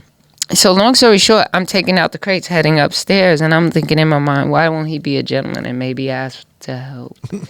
So then he was just annoying me, so I think I said something smart. He was like, nah, bitch, you only play on the radio twice a month anyway. I don't know why they on your dick. That's what he Wow. And when he said that, I said, oh, shit, this little nigga right. I only hit them turntables every other Friday. Like, I didn't get mad at you. That's the thing. People be, you know what I'm saying? The hood is going to tell you what the fuck. That shit hit a nerve. But the hood is going to tell you the fuck you are. Quick. Wow. He told me who the fuck he was like, bitch. I said, oh, shit. That's crazy. This nigga's right. What year did that happen? 1990 something. I was on crates. I'm giving you the visual. 90 something. I'm coming out the station. It's 90 something. He told me straight. No, it had to be. It wasn't 90 something because that was in the glory. It had to be like after 2000 something. But when he said it was in the 2000s. He was like, "Let me set you straight. You was thinking you was bad in the 90s, bitch. You only been out here on every Father Friday." I'm like, this hood nigga really got this shit because they think of things differently in numbers and time and what you gonna waste your time. If I was young and was thinking like that.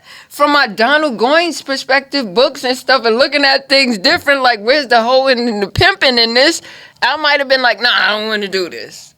Because it's going to result in this. See, you see how he thinks that. But did you start feeling some type of way immediately? Hell no. Hell no. I couldn't. I was too deep in. It's too late. The dick was already in. I had to ride it. I was riding. I put a condom on it. Fuck it. Oh, God. I'm being funny, but y'all get the metaphorical. We get it too clearly now. Yeah. But he set my ass straight. Sometimes a hood nigga or a crackhead. That's why you see black. We talk to crackheads and shit like, cause there's wisdom over there. These niggas wasn't always crackhead. And he wasn't. That's the thing, right? That's the you judge people incorrectly. I've had people judge me incorrectly and be like, "Holy shit, I'm sorry, Miss Joyce. I didn't know who you were. I was out of pocket. You can't." Right? I didn't know. You would think someone at the station would be like, let's take care of them. The show's doing great. Right. They was making that commercial. Who let me know how much money they was making selling commercials? One of my pimp friends, he said, Joyce, I used to buy ladies' night commercials all the time. He's like, I know. What commercials were these? Because of whatever club he was playing. Like a pimp is not, pimps don't rock around with high heel shoes with fish in the tank, in the shoes. Well, I'm gonna get you, sucker. What does a modern day pimp look like to you? That's not, you see what I'm saying? Okay. Enough said. All righty. So, he said, oh, man, I used to spend money. So then you thinking yourself, you like, hold on, look, you got the payola money. I wasn't taking none of that. Commercial money, hey, we don't get none of that. I wasn't reading commercials to get extra on the side. Why did you do that? I did towards the end. Like there was certain people trying to help, I guess, or whatever. And I did. But then it's like you got to go to the station to read the commercials. Yeah. But you a nocturnal creature. Yeah. Flex was the only one that was allowed to tape back then, kind of. Imagine if I was allowed to tape instead of having to every Friday. Or the technology was available to you. Right. But it was, when I presented my demo, I did it on a DAT. I had to pay for the tech. It was technology available. I mean, like it was available. The politics was like, no, to keep the others slower in the race. If I have to physically always go in to record here, but you have the advantage of they let you record from your house and you could go. Mm-hmm. You see the keep them this way. I'm gonna still be able to do that, and I'm not mad. There's a seniority, right? Yes, right. Because it goes back to he created this situation from the beginning, so he's making the playing field work for him. Right, but I'm just saying, as far as the technology today, where cats are able to do stuff at their house, it's like she would have 100% been in her crib. But what I'm saying is the technology was available then. It was just a different level of it. Like, how was I able to present the demo to come here? Right. So somebody had 4 tracks. It was gigs. It was just lower, smaller level. But there is an energy, right, with all 3 of you guys there together. Oh yeah, and it's, But it would have been even more magical if, like, when you think of the dynamics of it, and just speaking with me, right, is 3 of us here. Mm-hmm. Imagine if we were more cohesive, how much more of an impact we could have had. I had real hair. We didn't sell no real hair products. We didn't sell no tampons. We didn't sell no itty bitty committee bras. Nothing. We didn't come together and maximize on off of the feminine energy that we were forging into such a mass. You guys didn't really capitalize off of the crew like y'all should have, maybe. And that's not because y'all could have maybe had your own talk show. A lot of stuff. Yeah, a lot of stuff. The View. Anything, but it wasn't me. It wasn't me. I was trying. That's why you feel me. You feel my try. But see, the thing is, a lot of times the pioneers, to say, they don't reap the rewards as much as their contribution helps everybody else. Yeah, well, they always say the person who invented something doesn't capitalize off it. It's usually the second person that sees who steals it from them. What we was talking about foresight earlier. Mm-hmm. Yeah, the foresight. It's always the second person who sees the business opportunities from the invention and capitalizes off of it. But the inventor never really thinks that way. They always just are focused on inventing. Right. Well, I was pioneering. There's inventions I think are intentional. Pioneers are unaware until till you look back and you like the dust settles and you like, I did all that. I knocked down all of the windows, the walls.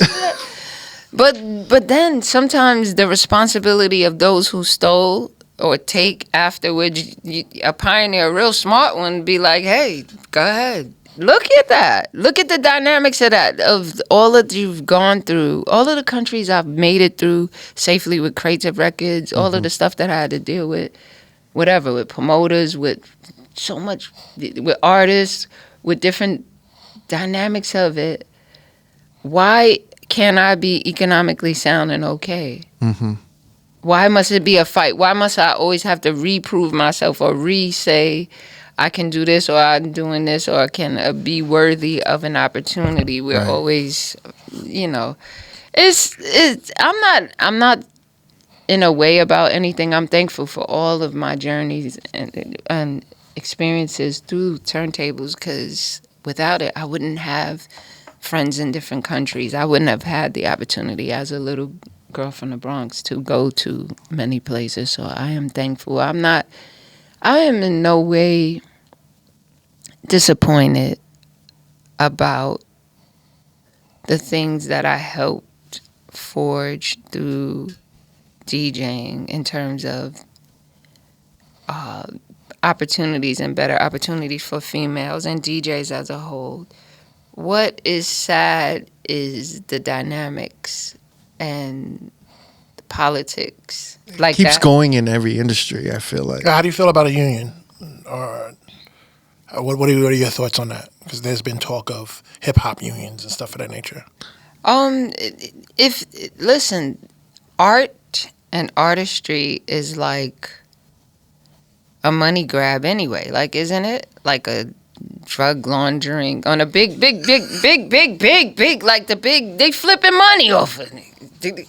So who's watching the unionized bag? Like, who watches the bag? Who delegates it? How is it gonna work? Y'all want to do a union, right? Me, y'all say I'm a legend. Yo, I told you about the BLB Tour, Bar, Lounge, and Brunch Tour I'd like to embark upon. Promoters, I know y'all from all over. Why isn't, after this interview, I should be telling you thank you because we got the BLB Tour going. If we're so... Giving your information so that you want to reach out. Jazzy Joyce info@gmail. But what I'm saying is if we so worthy of unification and unionization, where's my union? Y'all want me to agree to this? Unionize y'all asses and get mama out for the full run for the BLB, and then I can maybe be like, well, you know, we need, cause we all over and we need. How am I supposed to be kicking union and DJ union and you DJs? Where's the DJ promoters? Come on. So you gotta show and prove. Well, I mean, I think in a beautiful idealistic world, right? Right. Like someone such as yourself, a pioneer such as yourself, would have an automatic pension. You know? Right? Can I please? Right? Like, come on. Like, I do think that there should be a hip hop tax. I think there should tax? be like a tax. There should be a small percentage for anyone who's involved in hip hop to get out to pay a tax. You know, and yeah, they pay a tax, almost like, you know, like you pay a manager and an agent and a lawyer.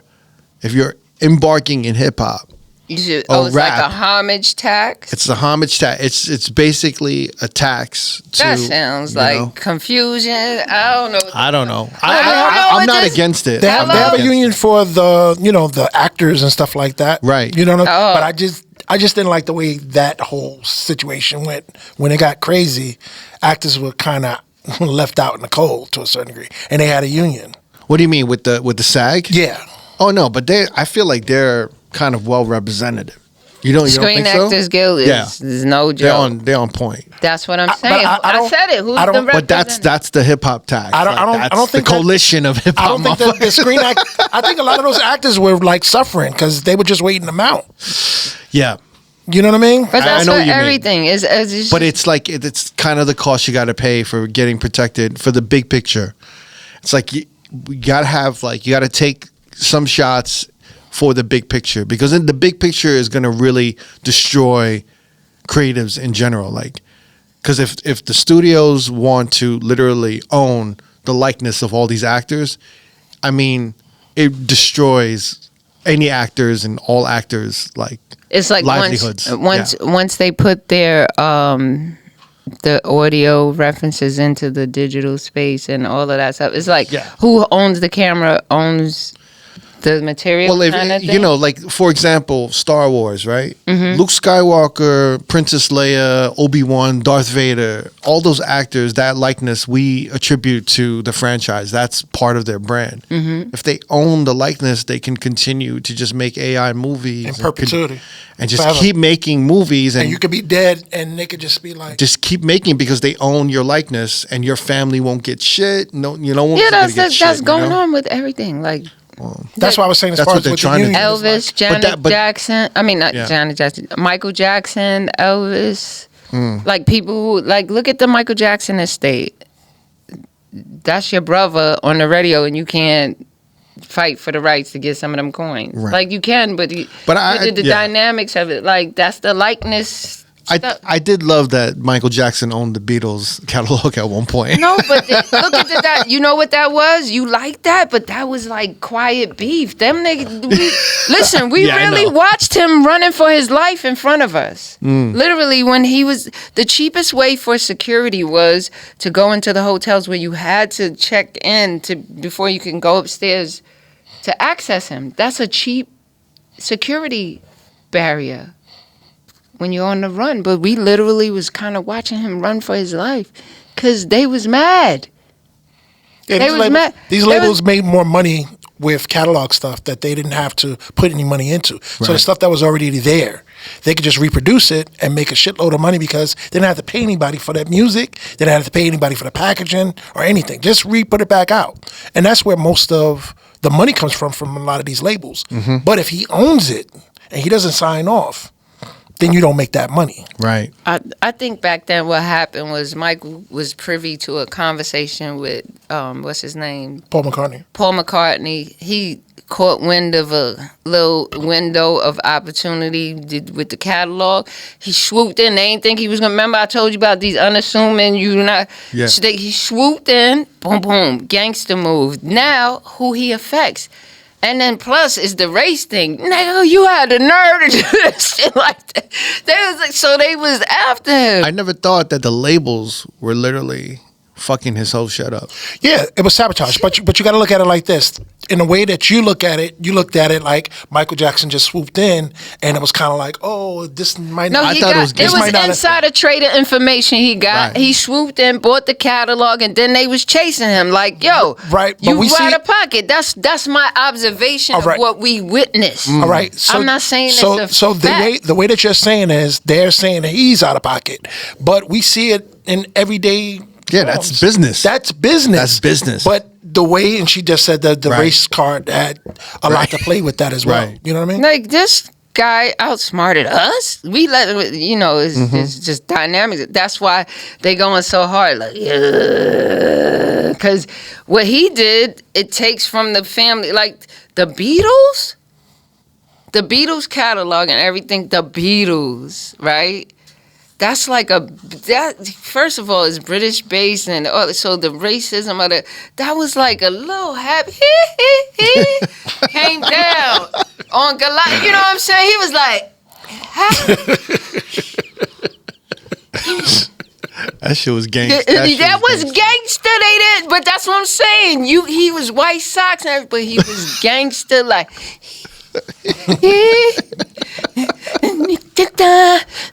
Give me that, and then, but at the same time, we calling him all that, but he was gangster.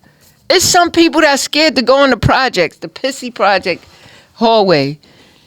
Michael was in the hood, right? Because we know Michael was in the hood a lot. Michael would take your girl. But those are the untold stories that you don't know. Like, what's the biggest lesson that you learned as far as your journey? Like, we were talking about the journey and the steps to get wherever you get. Document your own history. You say document your own history because I think, like, people will have their own. They will change. I have my own. I have my mixtapes. The whole mixtape collection. The whole, like, a lot of things, memorabilia. So, and just to go with my story so that when it's told, you can tell it. Right. Yeah, that I can tell it. But a lot of times, like, for example, with this footage, it's your footage. I can hit you and be like, could you send it to me? But it's yours. I always send it to you for sure. No, but there's certain situations where it becomes problematic and too much. Mm-hmm. So, but if I placed the camera here and I documented it myself, right, I wouldn't have to ask. But I knew that you're not a situation where that would. I not knew, but I gambled and felt like that's not a place that I would need to behave like. But that's what I'm saying to you. Mm-hmm. How many nightmarish situations do we have? Right. And it'd be about a picture that someone got of us that is valuable, that we can't get it because it's not ours. Right. You gotta you gotta own and control your contributions as much as possible within the understanding of everything that you. A lot of things we take it for granted. We're in the moment, we're living in the moment, we're experiencing it, and sometimes we don't have the foresight, and that's I guess the key word of this episode is to be able to say, yo, let me take a picture of this, or let me document this. Or, for example, Hot 97, they say, like, you take that and then it's discernment. Like, they told us we couldn't take pictures in the station. I have a Polaroid picture of myself because I asked someone to take the picture. I was Rebel Yell. I was like, fuck that. I'm going to get a picture in here. That's what I mean. If I didn't do that, then Instagram's here. I don't got the picture to throw up to you because I didn't go ahead and shake the dice within reason and parameter. You got to learn how to color within the lines. That was the lines. They said, don't do it. Don't be obvious. There wasn't surveillance all over. But they don't want you. They don't want you guys to have as much shine as you can because they want you to be replaceable and disposable. That's the lesson of the answer to the question. I'm telling you, they put me through the system. I done figured out. Like you said, this ain't built for you to really be able to spring prosper and grow, right? Right. But I just happen to have a certain amount of energy, or the way that I went about it within the space, that it just has a stick. And I'm telling you, part of what the help was the glue. That's it. You gotta, even in your lack of understanding what the fuck it is that you're getting into, have a sense of, I'm in this space. How can I do things that will help me when I'm gone? When they kick you out the door and there's no more access, when your little card don't work, boop, and you can, what can you take away from the situation?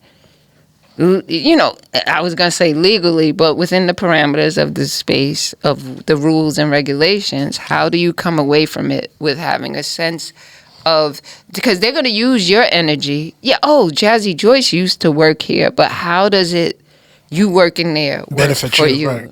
Yeah, and you just gotta figure it out.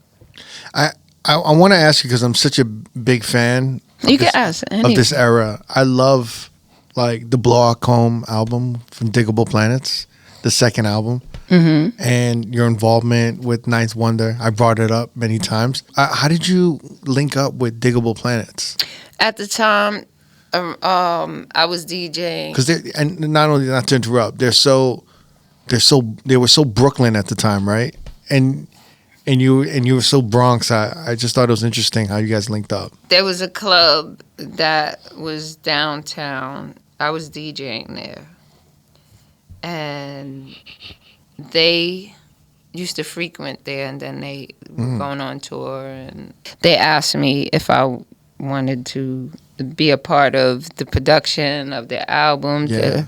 It's why they came to me, maybe more deep rooted than I could ever imagine. Really? Yeah, because it gets deep, like beyond just the surface of the hip hop, in terms of the people and the networks and who's connected and why. So sometimes my thought on why someone may have came to work with me may be totally different from the truth of the background. It gets deep. So I don't mean to sound so cryptic. Yes, cryptic, if you will, but utterly, they came to me, asked me if I wanted to go on tour. But you had a hand in some of the production, or yes, that's dope. In the beginning, they were working on their album, and they had the full band. It's a brilliant album. I think had, it's one of the best hip hop albums. I mean, Alex, you love like jazz and like you have to listen to Blowout Comb. It's because we literally made it with the live band, with the with everything. It's up there with, like, I would say Low End Theory on like a jazz like sample like level, huh? Yeah, nice. It's it's a genius to me album. Like, well, I was just a contributor in terms of they wanted the record with Melly Mel's voice, make your money, make your money, and they were looking for it. I had it, and I was like, well, I come with the record, kind of like, if you want the record, I want to scratch. I got to scratch. Like was like, I'm with this. This is what you want. I'm with it. I'm with this. Because I had already come from being in the Sweet Tea Herbie Lovebug camp, because Herbie Lovebug produced everybody. Yep. So I already was in the energy of him asking me for records, and I was like, go buy your own. I was going to ask you about Herbie Lovebug and your involvement, because did you help make that beat, right? No. He was the producer. Only thing I did was the scratches. Yeah, okay. That's it. But when he produced it, it was the date of when we were still on tape. I can remember how when you hear the machine stop, you know, the 2-inch reels. Yes, right? Yeah. The 2-inch reels stop, and how the room had to be a certain temperature because of the. I didn't know about the temperature. Yeah, that's crazy. Because of the preserves it. Yeah. Yes, a lot of these little nuances, feels, temperatures, everything, and that added to the nostalgia and feeling of going into a studio. Because like these mics, this whole setup, this is not at home. So you're an artist, you go in there, right? So then you got the that is one of the greatest sounds when the real reel to reels of rewinding and stopping and recording again. It is such a great sound. Right, Yeah, right. So, you're right. Yeah, so I was there for that type of. I wasn't the one. And plus, he was sampling. Mm-hmm. It wasn't like now how it's different. Right. The sampling is more intricate, and in terms of back then, sampling it was straight. Were they looping it on the reels? Were they taping it, or they had a digital machine looping it No, at the time? Because I remember they used to loop with the tape, right? Well, that was what they was doing it on MP. I mean, he had an SP. He had a drum machine doing it at I was that gonna time. say, I was gonna say, like, it's the What am I thinking of? Like the 70s? yeah, you was thinking it. But the thing about it is the processes, like when you think about a Barry Gordy or somebody like that, because the processing was so expensive to go record, you have to rehearse so much so that you could come in and get a one take, because it's expensive. It was expensive. Right. Going back to what we said. And then the tape as well was expensive as well, and then you couldn't. Who was telling me that they had to do it on? They had to loop something on tape over and over. Was it Salam Remy? Yeah. Yeah, probably. Yeah. Salam comes from that Super Cat. Maybe it was before the Super Cat. Probably. Yeah. That's crazy. Salam was doing a lot on the digital forefront as a young man. Like not digital, but just on that side of production and stuff. Yeah. From very young. Comes from We've had him on. Come from a musical background. Yes.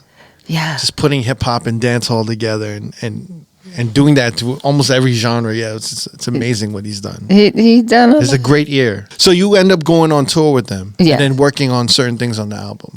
We first was the album work and then the tour. So they were working on the album, made the album, and I was there with the band and everything. Then I became part of the band with the tours. One of the things at that time, one of their managers that I had said, I was like, yo, you really need to be recording this. Like how there's footage and proof of the Cash Money battle. Right. Because, there should have been more documentation of yeah, a lot of things. But you saw us on Soul Train and stuff like. Did you see the clips? No, I didn't see the clips of you guys on like Soul when Train. I was younger, I was like, I want to go to Soul Train. I never knew how. That was your first time on Soul Train? First and Crazy. only with them. I'm thankful. Because you can Google it. But Was what Don Cornelius? Was Don Cornelius? What was it? Don Cornelius was he still definitely there? Yes, he was. That's crazy. You can look it up. And then there's even like this. That's a big deal. Yeah. Soul Trains, Arsenio, shit like that. All that stuff. Yeah, I was there for. I know it's like it's lip syncing, right? Were you pretending to scratch? Not at all. Not No? with us. No? Not with It us. was live? Yes, because we had to. They're not paying for us to go up there and pretend. Oh.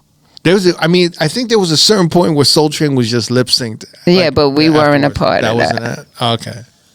And even if it was lip sync-ishy, I think Soul Train might have been lip sync-ishy, but not necessarily Not for at everybody, yeah, Not for like there's everybody, okay. like for example, you've seen, if you look back, like there's a clip of Luther.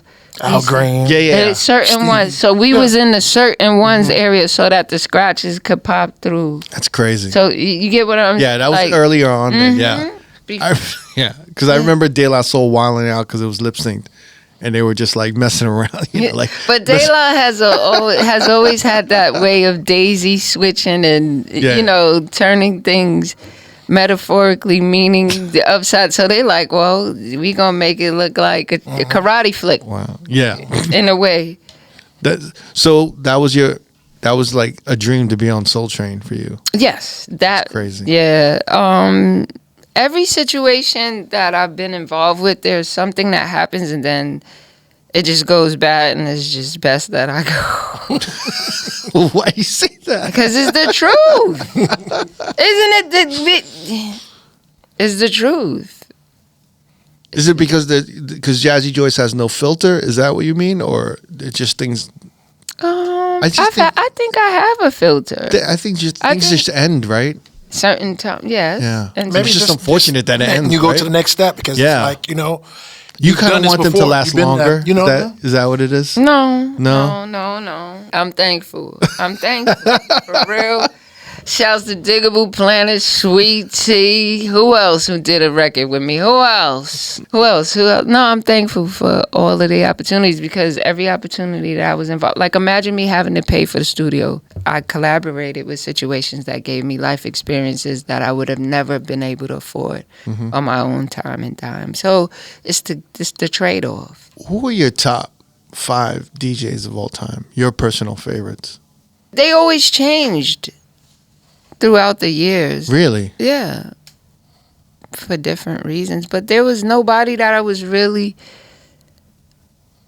say I want to, take a shower, find an outfit, buy clothes, and take a risk on public transportation, stand on a line outside the club. To go see. Right. These are the things that the people who, your fans are subjected. So you're saying there isn't any DJ that you would go? Not too many. Really? Well, who?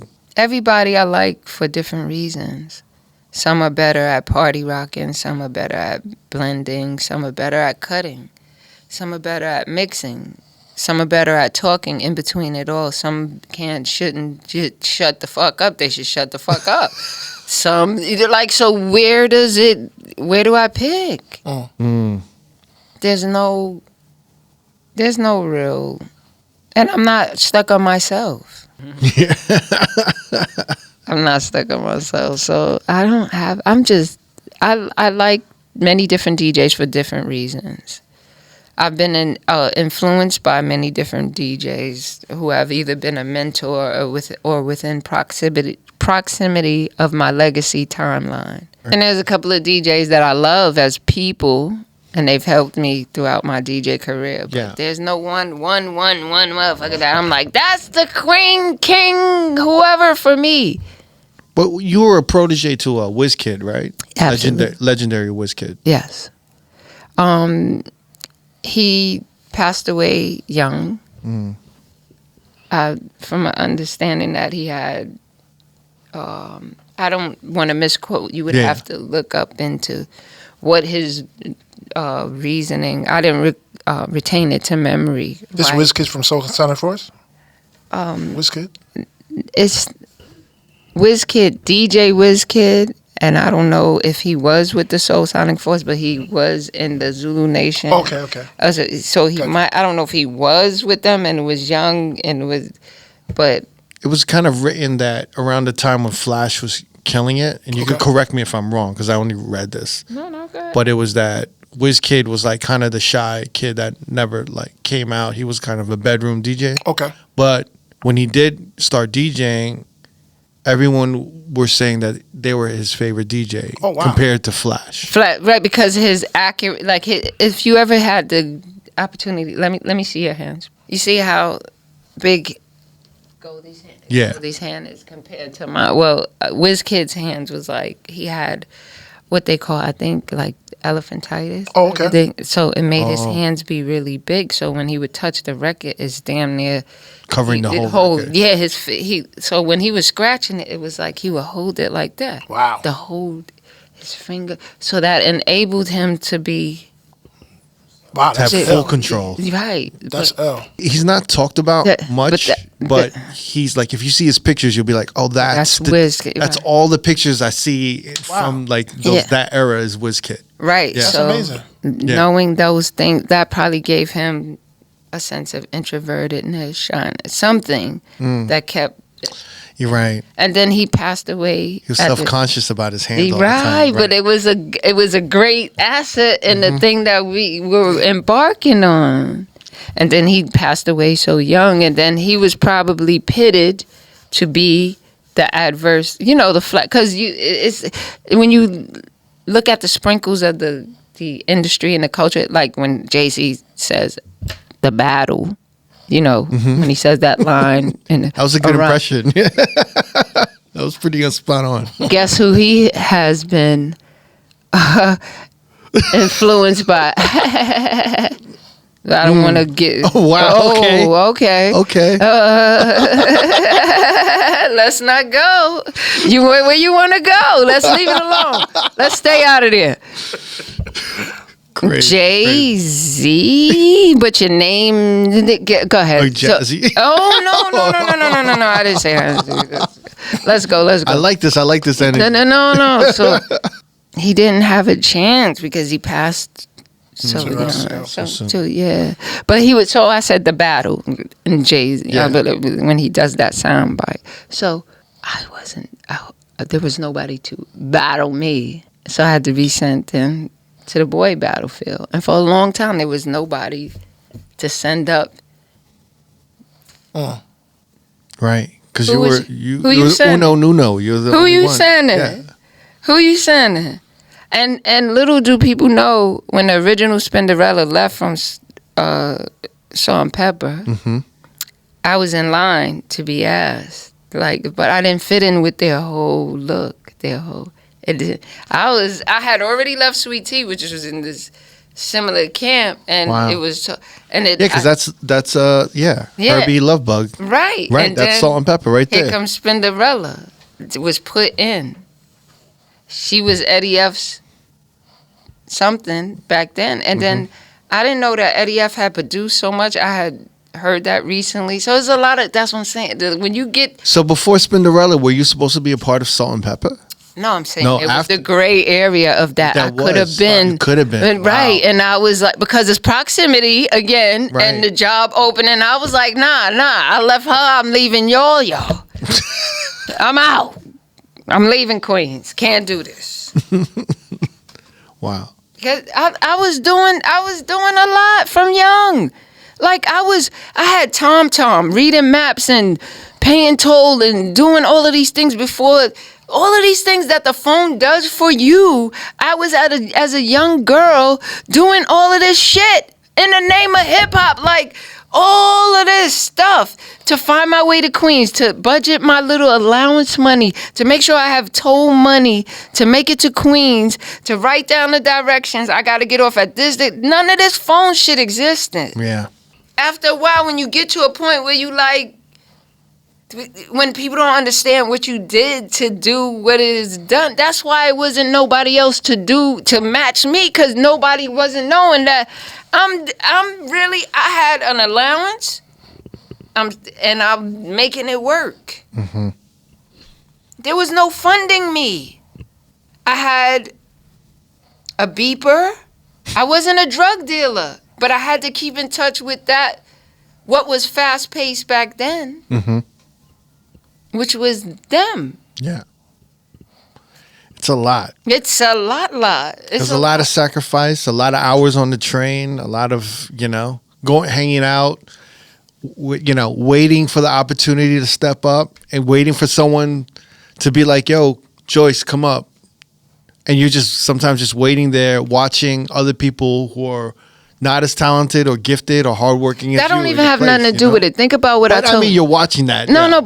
Think about what I told y'all, that I looked at the Zulu Nation situation and thought of it as an annual opportunity to get to DJ. I would carry my crates there I knew it happened, what was it, the first or the second Sunday, first, whatever, and I would go there. And I would do exactly what you said. I wasn't on no flyers, on no list, no nothing. Just be ready.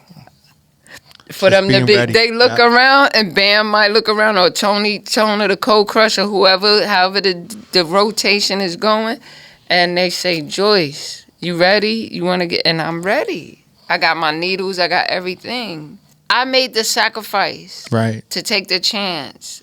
Do you think that's one of your most valuable skills? Resilience. Yeah, absolutely. Shoot. Thank you so much for taking the time to sit with us. Thank you for having me. Thank you for having me. Follow me on Instagram. Of course. Yes. Facebook. JazzyJoyce.com for the love. Love Struck. Oh, yeah, you're an artist. You've been doing a hand-painted stuff. gear. This is a hand-painted shirt. This is the earliest stages of when I was experimenting. So the processing, the layering, the everything, the way the paint is administered. Even if I wanted to duplicate this style of myself, I couldn't. One-on-one? But yeah, because I'm beyond. It was in the process. Couture. These are the first two pieces that I made real quick before I say bye. Love Struck tote bag and the hat. But you can see the love. It's all love. So it was me, this is my handwriting, moving forward, putting something else out in the universe. DJJazzyJoyce.com. I'm out. I'm talking too much. Follow me on the media, social media. Thank you for having me. I'm sorry I didn't meet the other cast members, part of your crew. Maybe if I'm in LA anytime soon. Vegas, yeah. On the BLB. Ooh, Yeah, let's do it. I'm outside with it. I'm outside. Move me around. If you want to watch more episodes from R.O.A.D Podcast, click either links on the left or the right. Don't forget to subscribe to our YouTube page and get updated on new uploads throughout the week. Peace.